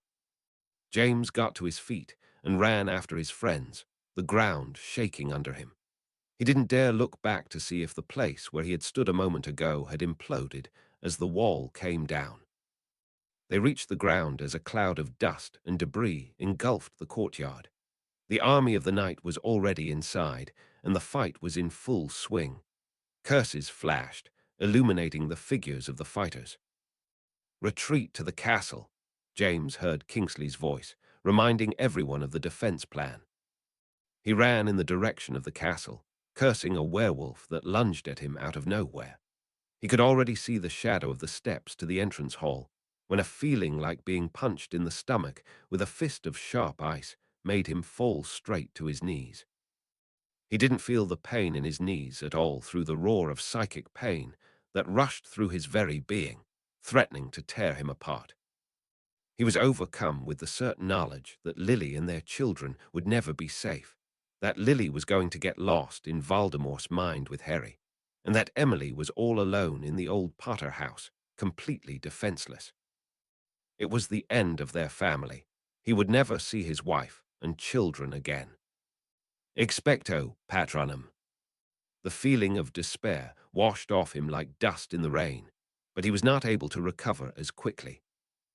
Weak and trembling, he became aware of Sirius and Remus lifting him to his feet and carrying him the rest of the way to the entrance hall, while Tonks fought off the Dementors that appeared in their path with a Patronus in the shape of a she-wolf. The forms of animated suits of armor appeared through the sinking debris, successfully pushing back 24 trolls under the determined command of McGonagall. James and his friends took shelter behind them, along with the rest of the members of the Order and a dozen other fighters. "All right," Remus asked James. "Yeah," he replied breathlessly, managing to stand on his own and telling himself to clear his mind and focus on the battle. There would be enough time to grieve and break down later. "Look," someone called. Everyone looked up. The astronomy tower was lit by harsh flashes of light. There was a sound like a clap of thunder, and the tower shook. The trolls were pushed back, and suddenly there was a relative silence. The giants seemed to have been defeated, but at a great cost. The wall was completely demolished. Many of the fighters were already wounded, and James was sure their numbers had dwindled, although he couldn't be sure yet who was missing. "Is it over?" Tonks dared to ask in a small voice. "Not by a long shot," Sirius said in a dark tone. The footsteps of a giant echoed in the courtyard, a second before it appeared from behind the broken castle walls. The defenders rained curses on it until it succumbed and collapsed to the ground, but not before knocking over the suits of armor as if they were chess pieces. After that line of defense fell, the attackers charged at the doors. The werewolves and vampires came first, overwhelming the defenders in numbers. Behind them were the Death Eaters, their faces exposed without fear, aiding the assault with violent curses. James and his friends climbed the stairs to get a tactical advantage over their foes, but found themselves being pushed back further and further until the fight was happening inside the dark castle. Peeves descended on the attackers, dropping balloons filled with glue that slowed them down and allowed the defenders to regroup on the stairs and make another attempt to push the attackers back. Then, when there were no more balloons, he remained there to throw broken chalk at them and sweep at their feet to trip them. He could have given the defenders the advantage if it weren't for the vampires. They shifted into bats again and flew over them, taking their human form back once they were behind them, opening a second front. James managed to make a few of them fall into the disappearing step, until he was almost overwhelmed by one vampire who grabbed him and opened his mouth monstrously wide to bite him. Thankfully, Sirius saved him with a strong stunner. "We need to divide and conquer," Mad Eye shouted at James. He was extremely pale, with a bleeding gash in his side. "We'll take the fight to the second floor, you finish up here," James said, signaling to his friends to follow him. They defeated the last of the vampires and ran up the stairs, their figures clearly visible to the attackers in the flashes of the curses. Some of the Death Eaters aimed curses at them, which Remus deflected with a powerful shield spell that covered the four of them, allowing their allies an opening to attack the distracted Death Eaters. "This was a bad idea," Sirius panted when they arrived at the second-floor main corridor, away from the fight. "No one is following us. We need to go back." Just then, something slammed into a nearby window, and it shattered forcefully. Through it climbed a werewolf, whom Tonks pushed back with a quick hex. It seemed he had managed that feat thanks to a magical ladder that led there from the ground, and it wasn't the only one. One by one, the windows in the corridor shattered and made way for dozens of berserking werewolves. James and his friends fought them as they swarmed in, but at some point had to retreat again, overwhelmed by their numbers. As they did so, they encountered three Death Eaters, Yaxley, Dalohav, and Caro, who came out of a secret passage. James and Sirius dueled them, while Remus and Tonks pushed back the werewolves who came from the other end of the corridor. For a moment, James allowed himself to come to terms with the realization that they had lost, that they were just too few and Voldemort's troops were just too many, when the tides suddenly shifted. The Death Eaters were disarmed and stunned by a few curses that came from behind them. As they fell, They cleared the way for James and his friends to put some distance between themselves and the werewolves. "Over here," a familiar voice called to them from behind a tapestry just as they turned a corner. They slipped inside before their pursuers could see them. They found themselves in a cramped passage with Ron, Hermione, and Ginny. "What in Merlin's name are you lot still doing here?" Tonks whispered in a harsh voice. "You should have evacuated hours ago." "Don't know about you, but I'm thankful they were here," James said, leaning against the wall to catch his breath. Only then did he realize that his shoulder was injured, either from a curse or a werewolf's claw. "We were almost done for out there." "What's going on? Are we winning?" Ron asked hopefully.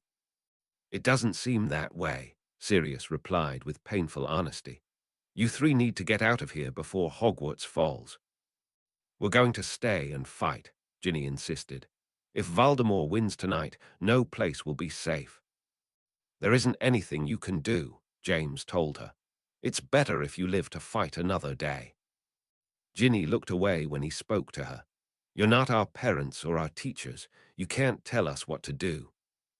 "James is the new head of the Order," Remus revealed. "If you three want to help, the best thing you can do is as he says. Please, use the passage to Honeydukes and get to safety." "You're the head of the Order," Ron asked James in awe. "What about Dumbledore?" Just then, a powerful blast shook the passage, sending dust raining down from the ceiling. "I really hope that was ours," Tonks muttered. "I'll take them to the secret passage," James told his friends. "The rest of you should go back and help the fight." At that point, no one argued with him, not even Ginny.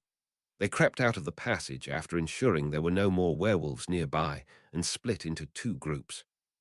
Sirius, Remus, and Tonks ran back toward the entrance hall, while James led Ron, Hermione, and Ginny toward the statue of the humpbacked witch. They didn't encounter anyone on the way. From somewhere in the castle, battle cries, screams, and explosions echoed. Ginny, Ron, and Hermione looked pale in the gloom, frequently glancing back as if they were considering returning to the fray after all. When they were almost there, James allowed himself a sigh of relief. But he rejoiced too soon. Half a dozen Death Eaters came charging down the corridor, likely retreating from another skirmish, and stumbled upon the group. "Go!" James shouted at the children. They hesitated but soon complied, sprinting down the corridor to the left. James didn't wait to see if the Death Eaters would pursue them. Knowing he stood no chance against 6 opponents alone, he aimed his wand at the ceiling. Reducto! The curse was more effective than he had anticipated. The ceiling crumbled, completely blocking the Death Eater's path. But James himself was buried under the falling debris, his final thought a hope that the children had reached safety. Chapter 56. These Tower Walls. The Dark Lord stood and watched his army gather on the edge of the forest like a black swarm. Clouds scudding across the summer night sky scattered patches of silvery moonlight across the land, illuminating the darkness for fleeting moments. From his vantage point on the mountainside, the Dark Lord saw the silver light glinting on the clear towers and ramparts of Hogwarts, painting them a stark white of bare bone. There was a time in his life when these towers were a symbol of safety and solace, but now they were the only thing standing between him and the fulfillment of the ambitions he gave his life to fulfill. "My lord, we are ready." The Dark Lord tore his gaze slowly from his prize and looked at the speaker over his shoulder. All his Death Eaters were gathered there in their black robes, holding their silver masks in nervous and excited hands. Suddenly, he felt a sharp disgust for each and every one of them, for those who lived in comfort as he fought for years to survive as a shadow, as well as for those who rotted in Azkaban for him. "Are you indeed?" Malfoy, who stood at the head of the Death Eaters, was pathetically confused by his master's simple question. What do you mean, my lord?" The Dark Lord turned sharply towards him. He had always taken pleasure in seeing everyone flinch and recoil under his penetrating gaze, but at that moment, the way Malfoy lowered his eyes only stirred his fury. How ridiculous it was! a grown wizard trembling before the figure of a boy of less than 16. He almost missed Severus, who, despite being a despicable traitor, had never trembled before him. "Are you truly ready?" He raised his voice, and a shiver ran through every single Death Eater. "Do you know what defenses Hogwarts has? What forces Dumbledore has at his disposal to protect the castle? Do you know that it has never been conquered before?" "My lord," Dolohov stepped forward and knelt before him. "Hogwarts has never faced a wizard as great as you.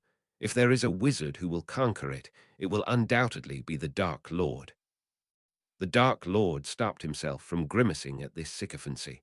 He used to love the way his supporters worshipped and glorified him. He couldn't remember when he started to loathe it. "So you are ready for me to do all the dirty work for you?" he barked with a deliberate threat. "That is not." "Silence!" He took satisfaction from the roaring silence his command caused. "Go to your positions. Let's see what you're ready for." The Death Eaters dispersed in submission. Behind where they stood, one pale figure remained. It was a perfect reflection of the Dark Lord's figure, only instead of a rich black robe, it was wearing ragged Muggle clothes. It was frail, almost transparent, but the green eyes burned with a terrible fire that gnawed at the Dark Lord's flesh. Until recently, this figure would have screamed silently and beat its fists against an invisible wall between them. But lately it had just stood there silently, watching him with a focused and judgmental gaze. This change in Harry's behavior worried and unsettled the Dark Lord. He turned his back on the reflection and returned to watching the army preparing for the attack. So many wizards and dark creatures had bowed to his will, but were unable to get close to Hogwarts without him clearing the way for them. Not for the first time, he tried to remind himself what was the point of gathering such an army, if he himself could wipe it out with the snap of a finger. Pushing his secret doubts aside, he took out his wand and pointed it upwards, beyond the sharp castle towers. The familiar yew wand with a phoenix feather core vibrated and burned in his hand, as if torn between the desire to command immense forces and loyalty to its original master, who was still staring relentlessly at the Dark Lord's back. He gathered all his strength to push every thought and emotion aside, to command reality to submit to him and do his bidding. A fierce pain carved into his skull the harder he tried, but he ignored it. After a few tense moments, a hairline fracture appeared in the air above the castle, and then the protective dome that until that moment had been transparent cracked and melted, leaving the castle defenseless. Breathing heavily, he lowered his gaze to the sea of followers at his feet, their eyes raised to him with anticipation. He nodded slightly. The slight movement opened the door to a burst of violent shouts and cries, and the army of the night charged at Hogwarts.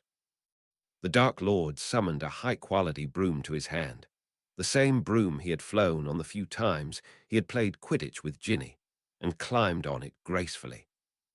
The broom moved at his command as if it were a part of his body, carrying him swiftly away from the mountainside and over the treetops of the Forbidden Forest, and then low along the Hogwarts grounds, following the charging army.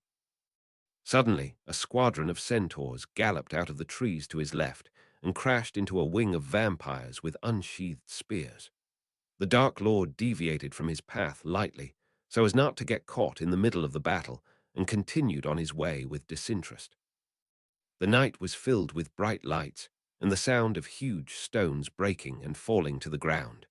A group of giants opened a wide gap in the castle wall to allow the rest of the army to charge inside.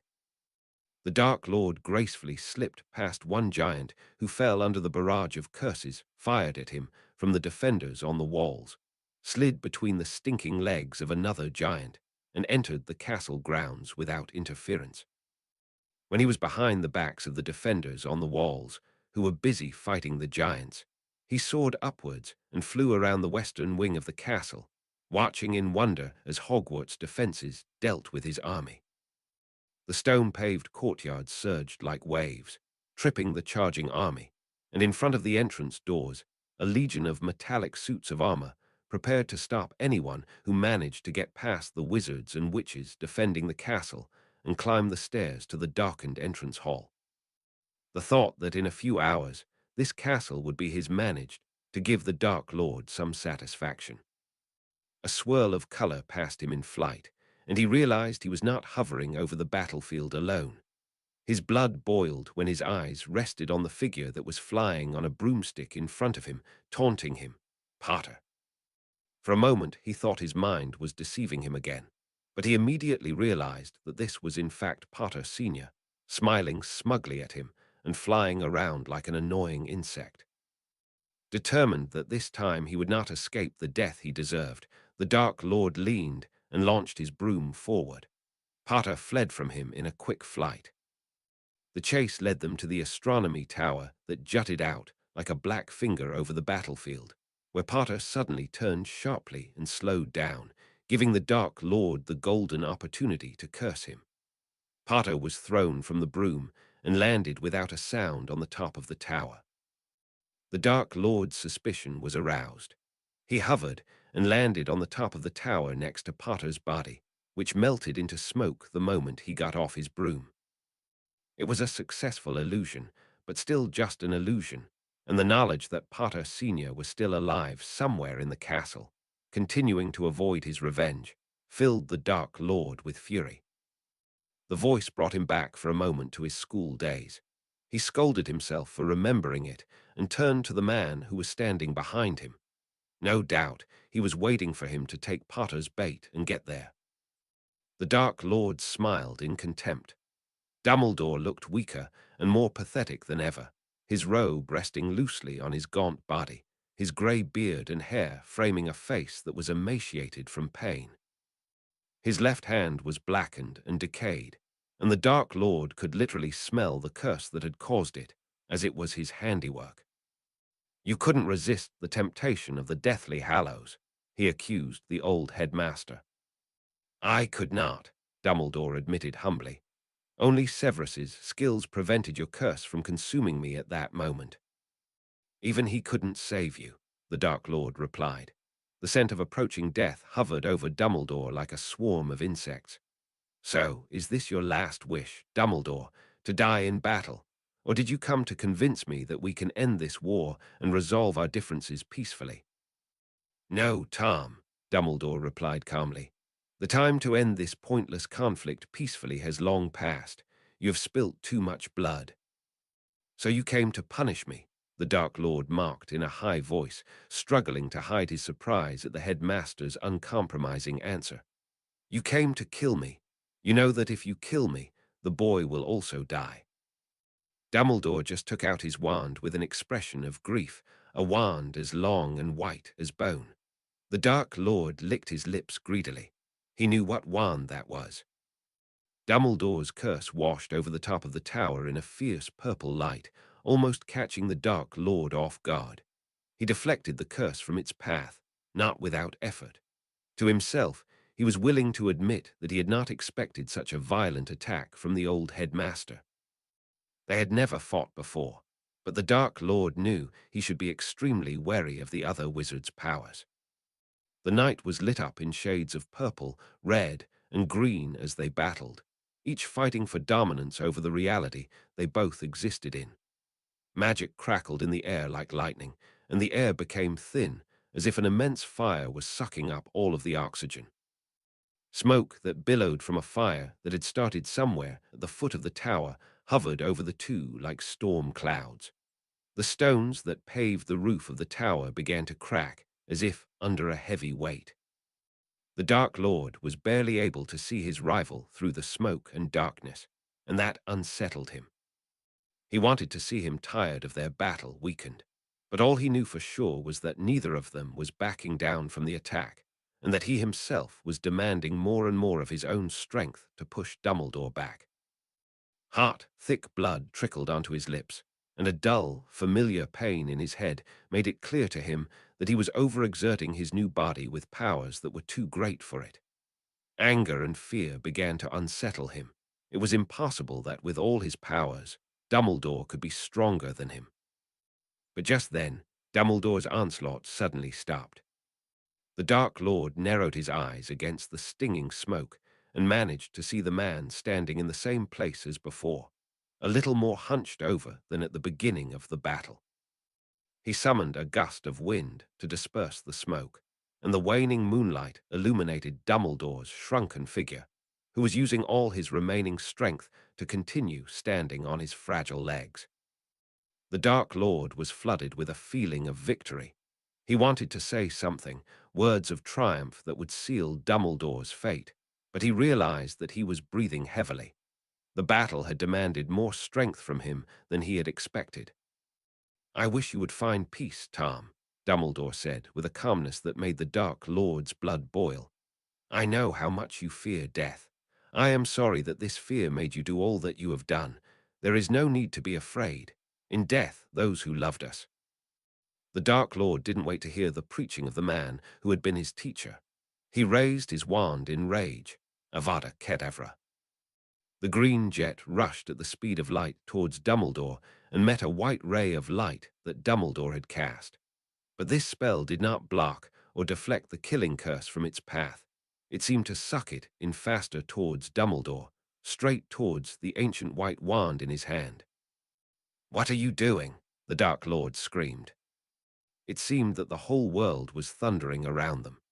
Dumbledore closed his eyes peacefully while the killing curse shattered his wand into dust and consumed it completely, spreading towards its master, until within a split second nothing was left of Dumbledore but glowing ash. A light night breeze blew and scattered the sparkling ash. A few burning particles got into the Dark Lord's eyes, and he recoiled and hissed in pain. His entire consciousness converged at that moment on a memory of something he had not experienced, something that had happened almost a year ago. Harry lying frozen, while a Dementor leaned in to kiss him as he dreamed of his parents dancing in front of a frozen fountain, and the snow that fell on them burned his eyes like white ash and reminded him that he had a reason to live. The sun began to rise in a sickly grey-orange light through the smoke that still hovered over the war-torn Hogwarts, and a strange, dead silence hovered over all. Exhausted but restless, he turned sharply from the sight of the shattered towers and scorched walls when two Death Eaters hurried towards him, panting from the climb up the tower. Rodolphus Lestrange was limping heavily, and a deep, bleeding cut scarred the pale face of Lucius Malfoy, but both looked eager and satisfied as they knelt before him. "My lord," Malfoy rasped, "the battle is over. The castle is ours." "What would you like us to do with the prisoners?" Lestrange asked hungrily. The Dark Lord wiped the blood that stained his face with his sleeve, and for the first time realized that the blood had seeped not only from his nose, but also from the corners of his mouth and eyes. He felt as if a gust of wind could scatter his body like dust, like Dumbledore, and he realized that he didn't feel happy that his enemy had been wiped off the face of the earth. He realized that he felt a strange and foreign emotion, an emotion he had never felt before, a feeling of grief. "Gather everyone in the great hall, let them prepare to kneel before their new lord," he commanded, not revealing his unsettled emotions, "and summon our ally from the ministry. It's time to appoint a new headmistress." "Right away, my lord." "Where are the Potters?" Malfoy and Lestrange exchanged tense glances. "Speak," the Dark Lord shouted impatiently, and it seemed that the entire castle was shaking under his voice.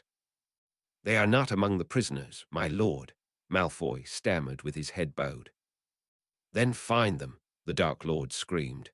"They are here in the castle. Find them and bring them to me." The Death Eaters bowed in submission and ran to carry out their master's command. Alone again, the Dark Lord looked out at the ruins of the castle, the trampled grounds, and the forest trees that had been uprooted. This place used to be his home. It was strange that he had to destroy and defile it for it to be his. He expected to see Harry's figure standing next to him on top of the tower and looking at him with a look of fury or disappointment, but he did not appear. His absence aroused an ominous feeling in him, and more than that, he felt a strange loneliness. He made his way to the great hall alone. Debris and the bodies of the dead from both sides filled the halls of the castle. He passed them with a feeling of disgust and contempt. What were a few more sacrifices compared to his greatness? As promised, the prisoners were gathered in the great hall, guarded by a legion of half-breeds and Death-Eaters. His allies looked to the Dark Lord in glee and expectation, like children seeking a reward for their good behavior. He passed them with an aloof expression, looking down at his prisoners instead. Every eye that rested on him was followed by a gasp or mumble of disbelief. It was not his terrible appearance that initiated it, not the streaks of dried blood that came from his nostrils and eyes, but because he bore the appearance of Harry Potter. He walked between the prisoners who were kneeling on the floor, looking into each and every face. Some were faces he knew, wizards and witches who opposed him during his first rise to power. Some were young, misguided souls who didn't know they would have been better off joining him or looking away rather than standing up to his might. A girl with red hair was weeping silently, her head bowed. The Dark Lord approached her and grabbed her hair, pulling her head back forcefully as she whimpered in fear. Her dirty, tear-streaked face was not Ginny's. He pushed her to the floor angrily and walked on. Somehow he knew she would be there, and indeed he found her kneeling next to the other members of her traitorous family. Her hair, once long and lush, had been cut very short. Her school robes were dusted and stained with dried blood, and a single red cut crossed her fair, freckled cheek. She looked up at him, unwavering, determined to show she was not afraid of him. The Dark Lord knew better. Fighting the urge to grab her hair violently, like he did to the other girl, and to drag her to her feet, he clenched his fists and gritted his teeth. "Get up," he commanded. When she didn't move, he added, "Don't make me force you to." "Ginny, do as he says," her father whispered to her. Only then did Ginny comply. "Look," the Dark Lord said to her, raising his hand towards the defeated prisoners. Ginny turned to look with a sealed expression or blank expression. "Look what I achieved in just one night," he said in a loud, commanding voice. "Look at all these wizards and witches kneeling before me. They could have been kneeling before you if you hadn't been so foolish to leave me. You could have been my queen. Now you will become my slave instead." Ginny had the audacity to smirk at him then. "How is this different from how I had been living all this time?" she said boldly. "If you had really wanted me as your queen, you wouldn't have locked me in a tower like a prisoner." His anger flaring, he took out his wand and pointed it at Ginny's father. The man doubled over in pain. His wife, pale and drawn, gripped his hand in silence as his body convulsed uncontrollably. "Stop it," Ginny screamed at him, suddenly not looking bold at all. "If you want to hurt someone, hurt me." "You seem to have forgotten your place, Ginny," the Dark Lord hissed at her. "Now kneel." Ginny didn't move. The hatred in her gaze was burning. It stirred something within him, something he had never felt before. With a flick of his wand, Ginny was forced to kneel back beside her defeated family. He turned to the staff table and with another flick cast it aside with a loud bang. He walked up to the magnificent golden chair reserved for the headmaster and sat in it. He had dreamed many times of sitting in that chair, ever since he was a boy of 11 who walked into that hall for the first time. Now, as he sat there, the golden seat felt cold and unwelcoming, unaccepting. He had achieved victory. He had conquered the Ministry of Magic. Hogwarts was his. Dumbledore was dead, without even a body to bury. So why did he feel an impending sense of doom? Malfoy walked into the great hall, dragging a prisoner behind him. A black bruise began to appear around one of his eyes, but he was wearing a smile of triumph. "My lord," he called in excitement, like a child eager to please his parents, "I have Potter." With a whip of his wand, the prisoner was flung into the air, where he remained hanging upside down before the Dark Lord. It was indeed Potter, bloodied and dirty, his glasses cracked. If Malfoy had expected to receive any praise for his catch, he would have been disappointed. The Dark Lord only stared at his prisoner, wand in hand. "Let this be an example to you all," he finally said, loud enough for the whole crowd to hear him. The Potters, once a great and influential family, were crushed by the Dark Lord. The son, a mere vessel for my might, a worthless puppet. The father, a prisoner of war whose terrible fate will be remembered with horror for generations to come. Don't threaten me with a good time, Potter had the nerve to cut across him. The agonizing pain that tore through Potter's body was nothing compared to the burning rage that consumed the Dark Lord. That man, who had been torn in his side all those years, now dares mock him, even in the face of torture and death. He and his wife, who started as nothing more than insignificant victims, an outlet for his jealousy and hate, became his greatest enemies. As Potter was writhing in silent pain, the Dark Lord motioned Malfoy to approach. "Where is the wife?" he demanded in a low voice. "We hadn't found her yet, my lord." He jumped to his feet and approached Potter, not waiting for Malfoy to finish his excuses. He lifted the Cruciato curse, leaving his victim panting. "Where is Lily?" he demanded. As expected, Potter remained silent, so the Dark Lord forced his way into his mind. The first thing he saw there were the fresh memories of the battle. He pushed them aside and went deeper. As expected, Lily was there, in the open. He saw her as clear as day, burning like the sun. But when he made an attempt to find her, he was overcome by bright, intense emotion, so pure and real that it was agonizing. He had no choice but to retreat, fighting to conceal his sudden weakness. Potter was smirking at him. He knew he didn't find what he was looking for. "Everyone has a breaking point," the Dark Lord promised him with hate. He returned to his seat and cast another agonizing Cruciato curse. His hands were shaking, so he closed his fist around his wand forcefully. He couldn't shake the feeling that overwhelmed him when he saw Lily, and he couldn't deny the notion that she was somewhere close, watching him. Chapter 57. The Last Enemy That Shall Be Destroyed. Lily woke up in a black space and immediately felt a choking panic. Only thanks to months of legilimency training did she manage to remind herself that her body was lying on a dusty armchair in the Shrieking Shack, and that the world she saw around her was not real, or at least, not tangible. The moment she remembered who she was and what her mission was, she managed to calm down and focus on her new surroundings. She felt that she was lying on some kind of surface, maybe a hard bed, and as much as she tried to hear the terrible sounds of the battle that crashed on her conscious mind, she couldn't hear anything but a faint ticking of a clock. She sat up and found the floor. For the first time, she noticed a line of light near her feet, a door. For a moment, she seriously debated whether she even wanted to find out what was behind that door. She managed to feel that she was in a terribly small space, but there was something comforting about it, maybe something in the familiar smell, like something from a distant childhood memory. The fear, worries, and rage that had consumed her all day, until nothing was left of her but a tired and desperate shell, remained with her tangible body in the Shrieking Shack, and the peace and detachment she felt in this small space were addictive.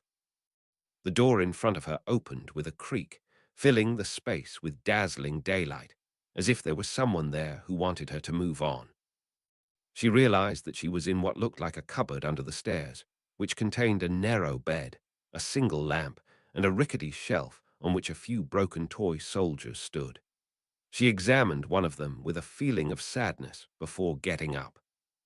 Lily pushed herself out of the cupboard and into a hallway flooded with daylight. She had to squint in order to perceive her surroundings. It was a typical suburban house, meticulously tidy and almost too clean. In the hallway hung a variety of family photos that included 3 figures, but the moment she tried to look at them, they dimmed and flowed on the walls as if they were made of dirty water. Lily found the front door. Feeling a sense of revulsion from her surroundings, she opened it and stepped outside. She returned to her body in the Shrieking Shack. If she had any strength left to feel anything, she would probably have felt a sense of failure and disappointment. She had not managed to see Harry, and Dumbledore's sacrifice had been for nothing. She remained lying motionless in the dusty armchair and watched the moon appear in the murky window over her head. A perfect half-moon, half white and half black. But the full moon had been only 2 nights ago, so it was supposed to be fuller tonight. She realized that she was surrounded by complete silence. There was no trace of the battle's roar, and even the usual night sounds of insects and birds were not heard. Her consciousness was still outside of her body, in a place that felt so real that she almost managed to believe it was reality. She jumped from the armchair like an arrow from a bow, and ran to the tunnel that led to Hogwarts, and crawled out of the opening of the Whomping Willow onto the grounds. The same silence reigned there too, and even the light spring breeze that she would have expected to blow on such a night was non-existent. Remembering her occlumency training, Lily was careful to continue looking for signs that the world around her was not the reality she knew, so that she would have a chance to return. She easily noticed that the Whomping Willow was standing motionless like a regular willow tree, its branches not lashing out in all directions, and that all the windows in Hogwarts were dark, even the windows of the Great Hall. She began to run towards the castle. She almost reached the door in the castle wall when a red jet of light hit the grass right at her feet. She stopped abruptly in front of the flying sparks and looked for her wand in her pocket. "Stop!" A tall figure stood on the wall above the door. The voice was male and familiar, but the man's face was hidden in the shadows of the eaves, and she couldn't see it. "Who are you?" "It's Lily," Lily called out in reply, and to her relief found her wand. She didn't take it out. "Lily Potter." The moment she declared her presence, she felt a slight tremor in the air, like a short burst of cold wind. The man on the wall seemed to be consulting with someone behind him, and then, Expelliarmus. Lily's wand flew out of her pocket to the hand of a second figure that appeared in the shadows above the wall. "Lily Potter is dead," the figure said in a serious female voice, which was also very familiar. "Who are you really?" Lily's initial impulse was to justify the fact that she was indeed who she said she was, but she remembered that in the world she was in now, the rules of logic might work differently. So she called out, "Please, I need to talk to Harry." Again, the tremor. The man on the wall snorted. "Yeah, you'd like that, wouldn't you?" Petrificus told Alice. Lily fell backwards onto the ground like a stone, her body completely rigid. All her muscles were frozen, but her eyes still saw, staring straight into the sky that, although it had no clouds, was starless. She heard the sound of rustling grass, and the faces of her captors appeared against the black sky. Then Lily understood why they sounded so familiar. It was Ron and Hermione. They were not the real Ron and Hermione, of course. For some reason, they looked older than in reality, and there was no trace of hope or youthful spirit left in their eyes. "What do we do with her?" Ron wondered. "Do we need to tell Harry about this?" "No," Hermione decided unequivocally. "This is a distraction, and that's exactly what the enemy wants. We'll take her inside and interrogate her." With a flick of a wand, Lily's body began to hover above the ground. Hermione navigated her towards the castle, Ron walking behind them cautiously. The castle was completely dark, except for the moonlight that came through the windows. They didn't pass anyone on the way, not even ghosts. All the torches were out, and the candles that usually flickered in the air were absent. Lily examined her surroundings as she was led, and noticed that all the portraits were completely black. They entered the library, where there was almost complete darkness, and Lily was seated in one of the chairs that the students who studied in the library used. Enchanted ropes appeared and tied her to the chair before the feeling in her muscles suddenly returned. She tried to sit up straight in the chair, but the ropes wouldn't allow her to. A single candle hovered towards them at Hermione's command and cast a soft light on the three of them. The atmosphere was deceptive. Ron and Hermione looked at Lily as if she were a clear threat. For the first time, she felt fear. She knew that all this was not real, but it wasn't as if she had an on-off button that could turn all this off and return her to reality. She wondered if it was possible to die inside someone else's consciousness. The occlumency books she had read did not elaborate on the subject. "I will ask again," Hermione said. The nervous tone in which she spoke did not suit her. "Who are you really?" Lily considered her answer carefully. She couldn't even try to explain her situation to them. After all, she couldn't tell them that they weren't real, just a trick by Voldemort meant to suppress Harry and make him forget what was happening in his body. But then, why would they reveal themselves to Lily? Voldemort could have made her surroundings reveal themselves in any form he wanted, so why them? And then the understanding dawned on her. A spark of clarity fed her hope and strength. "I know you're here to protect Harry," she said to Ron and Hermione. "I won't hurt him. I just want to help. If you'll just let me speak to him, you'll see." She must have managed to touch a point of truth, because they didn't react defensively. They exchanged glances. "This could be the enemy trying to trick us," Ron said with uncertainty. "I'm not with the enemy," Lily pleaded, beginning to understand the essence of that world.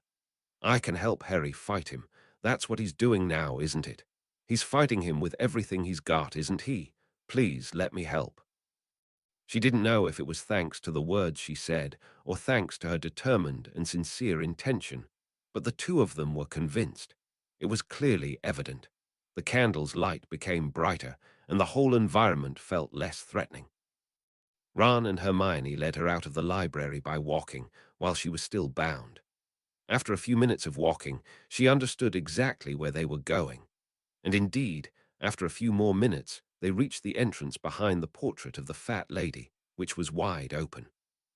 They entered the Gryffindor common room, which was also dark and gloomy, and climbed to the boys' dormitory. Unsurprisingly, they ended their journey in the fifth-year boys' room.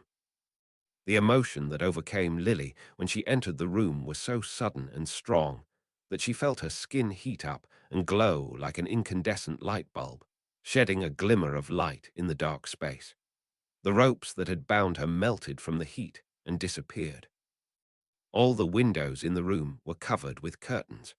All the beds were hidden behind their hangings, and the figures of the Quidditch players in the posters on the walls were faceless and stood motionless. The only glimmer of light in the room came from a tall mirror in a silver frame that stood in the center of the room. It didn't reflect the room, but displayed something that was happening somewhere else, as if it were an especially large and clear television. In front of the mirror, watching it with deep concentration, stood Harry. Lily's faint glow made him tear his gaze from the mirror reluctantly and look at her. Like Ron and Hermione, he also looked older. Lily dared to begin to approach him with careful steps, feeling his guardians watching her every move. When she was close enough to look into his eyes, there was no shadow of a doubt in her mind. These green eyes reflected the depth and pain of a person who was 115 years old, and not 15, but this time it was really her son. "Harry." The whisper seemed to come from deep within her and not from her throat. The same tremor from before passed through the air, this time stronger. Harry looked unsettled. Lily longed to wrap him in her arms, but felt that Ron and Hermione were watching her closely, as if something would happen if she touched him. "Is that really you?" Harry asked after a long silence. He blinked slightly against her glow, which was slowly and gently intensifying. "You're not supposed to be here." "I had to see you," Lily said, desperate to tell him everything. "We miss you so much, Harry. Your father, your sister, your friends, everyone. We're so sorry we couldn't help you, we couldn't save you." The tremor returned, this time in the form of a small earthquake. A loud sound of a collapse was heard in the distance, as if a wall had fallen somewhere in the castle. The darkness in the room began to feel deeper, swirling around Lily's light like moths around a flame. A strong feeling began to bother Lily, that another person had entered the conversation, uninvited. Harry didn't address her apology, only looked into the mirror again, as if hypnotized by it. Lily approached another step, and when Harry's protectors didn't stop her, she came even closer and stood in front of the mirror within arm's reach of him. She immediately knew what she was looking at, but didn't really grasp it. She almost managed to forget that they were not residing in reality and that in the real world terrible things were happening. The mirror gave a wide view of the Great Hall at Hogwarts from the direction where the staff table usually was. The house tables had been removed to make room for a large crowd of wizards and witches who were sitting or kneeling on the floor in defeat, dusty and bleeding, under the supervision of a few dozen Death Eaters who were proudly wearing their silver masks. "What is that?" Lily asked Harry with a tremor, even though she thought she knew exactly what she was looking at. "That's Hogwarts," Harry replied without elaborating, not shifting his gaze from the scene. "Is that happening now?" Harry didn't reply to that question. Lily understood that the concept of now was probably blurry for him after all this time. "How long?" She stopped herself before finishing the question, looking for better phrasing. "Do you remember what happened?" The room shook violently, and again a sound of crumbling stones was heard. This time it sounded as if the destruction was happening nearby. "Kind of," Harry replied hesitantly. "At first I didn't remember anything. It was like I was dreaming the same dream over and over. It was a good dream. Sometimes I would wake up and remember what happened, but he would force me to go back, and I would forget again. But then there was a strong, warm light, and everything burned. And that's how I escaped and came here." Lily immediately understood that the light he was talking about was the confrontation with Voldemort at the Riddle family home. The intensity of that event had allowed him to escape from Voldemort's prison and into a world of his own, a place where he felt safer than anywhere else, where the people he trusted the most were guarding him closely. And now he was fighting to remain connected to the real world and not to go back to the dream Voldemort tried to force on him. The meaning of all this was that there was still hope. The moment this knowledge became clear to Lily, she felt the light and warmth around her intensify. In response, the room shook violently.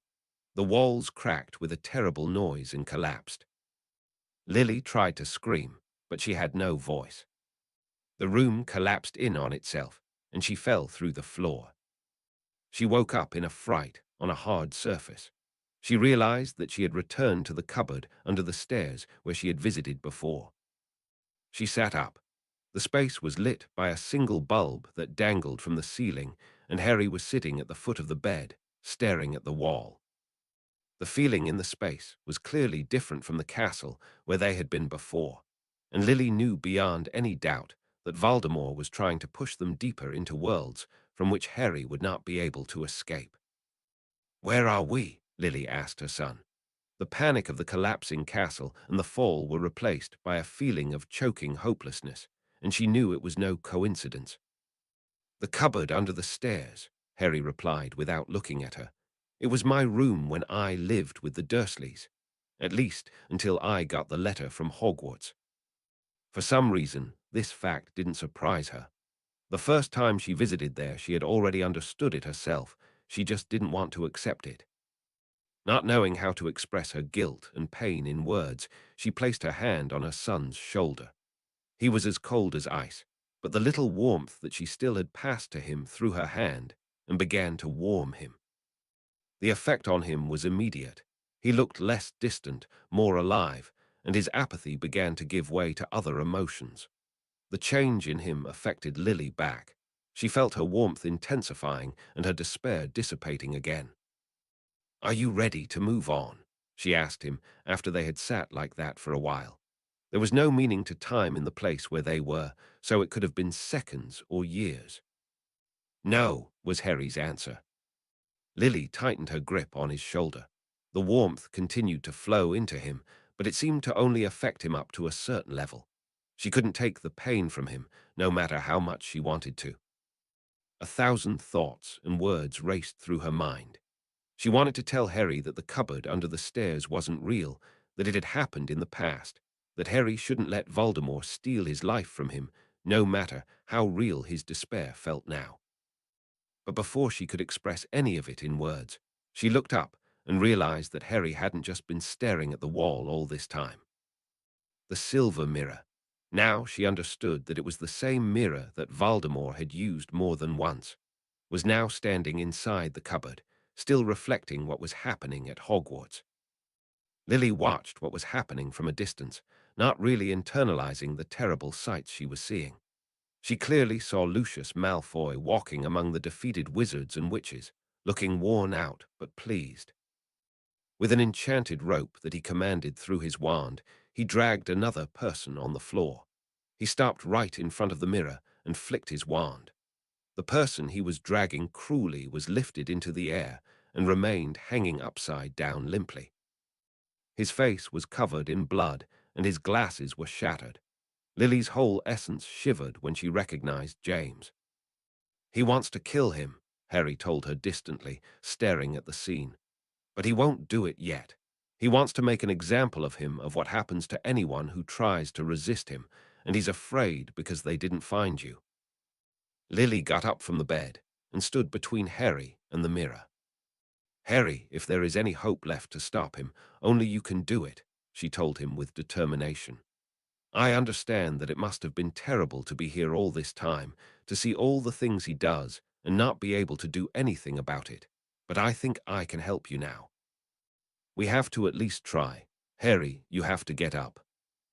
Her commanding, determined tone surprised even her.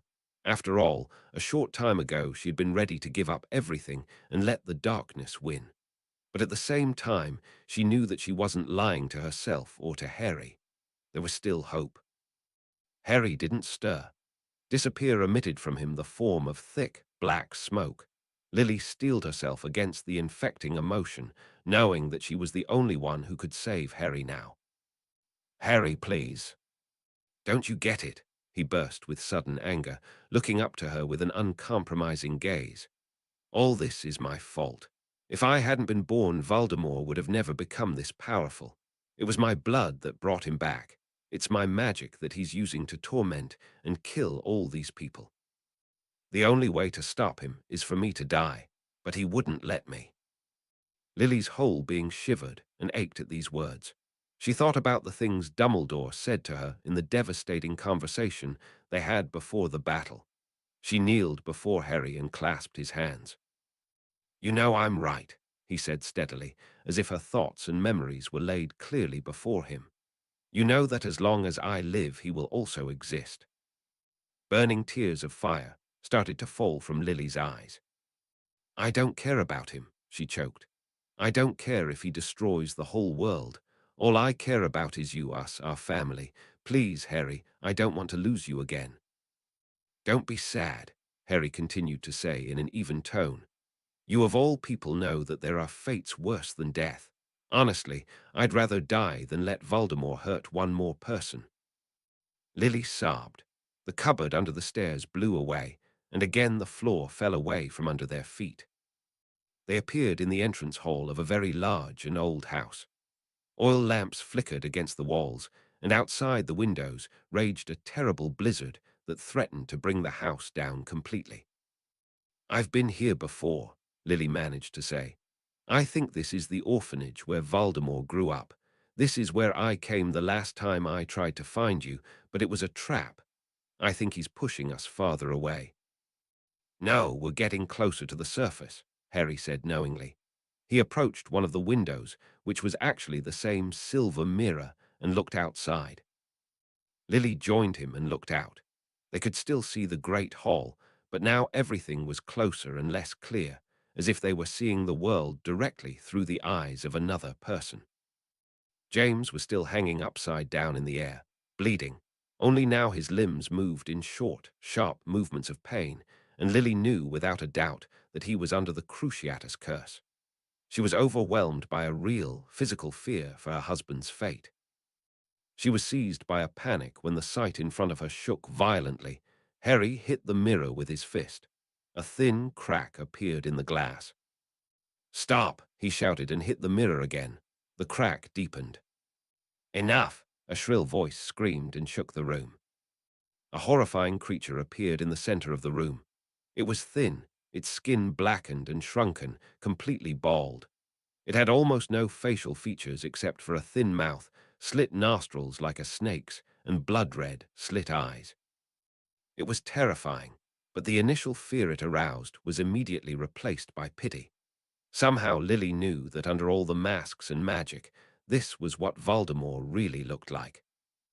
Harry turned back to the mirror and continued to slam his fist into it with force, again and again, deepening the crack more and more.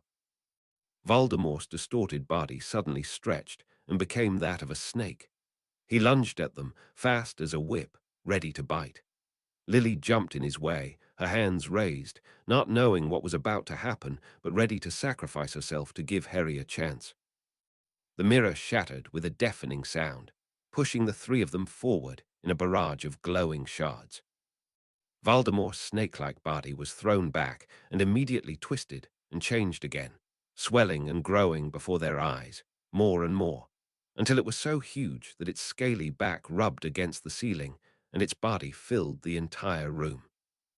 Lily stared at the huge red eyes that looked down at her and her son, paralyzed with pure fear. But Harry didn't freeze. He grabbed a large, jagged piece of mirror and charged at the monster, plunging the shard into the fat snake's tail that was lying on the floor. The creature let out a terrible shriek of pain and lashed its tail, hitting Harry directly in the chest and throwing him backwards. A fierce heat swelled from within Lily and burst outwards like a wave, resisting the force of the blow and cushioning Harry's fall. He landed on his feet and immediately went on another attack. No, the horrifying sound that filled the room sounded like words in a foreign and terrible language, but Lily understood them. You are mine, mine. Harry ignored the words and plunged the shard in again. This time thick black smoke burst from the wound, surrounding him and trying to choke him. Lily exhaled hard and managed to disperse the smoke, allowing Harry to plunge his weapon into the snake's skin again and again. Voldemort tried to bite him, but he was so big and clumsy that he only collided with the walls and the ceiling, which cracked and crumbled, unable to reach his small and elusive prey. The smoke rising from his wounds became thicker, and in response, his monstrous body shrinked, as if the very essence was leaving his body. After a few short moments, the room was saturated with thick black smoke, and Voldemort's body shrank back to a human-like figure. Wounded and exhausted, he lay on the floor in the house where he had grown up, curling up into a fetal position, dying. Harry stood over him. He could have finished him off completely then, but he didn't. He just stood and looked at him with pity, the shard of mirror in his hand glowing in the smoke. Lily tried to run to her son, but the black smoke was clouding her essence and taking away all her strength. Her light was slowly dying. You are mine, Lily heard the same voice, the voice of Tom Riddle, say, thin, distant, full of longing. You have always been mine. The words penetrated something deep inside her. At that moment, she remembered clearly the days when she gave birth to her children and the incomprehensible love that was born in her then. It was stronger than anything. It couldn't be extinguished or defeated, not even by death. Flooded with love and hope, Lily let the black smoke swallow her, knowing that everything was going to be all right.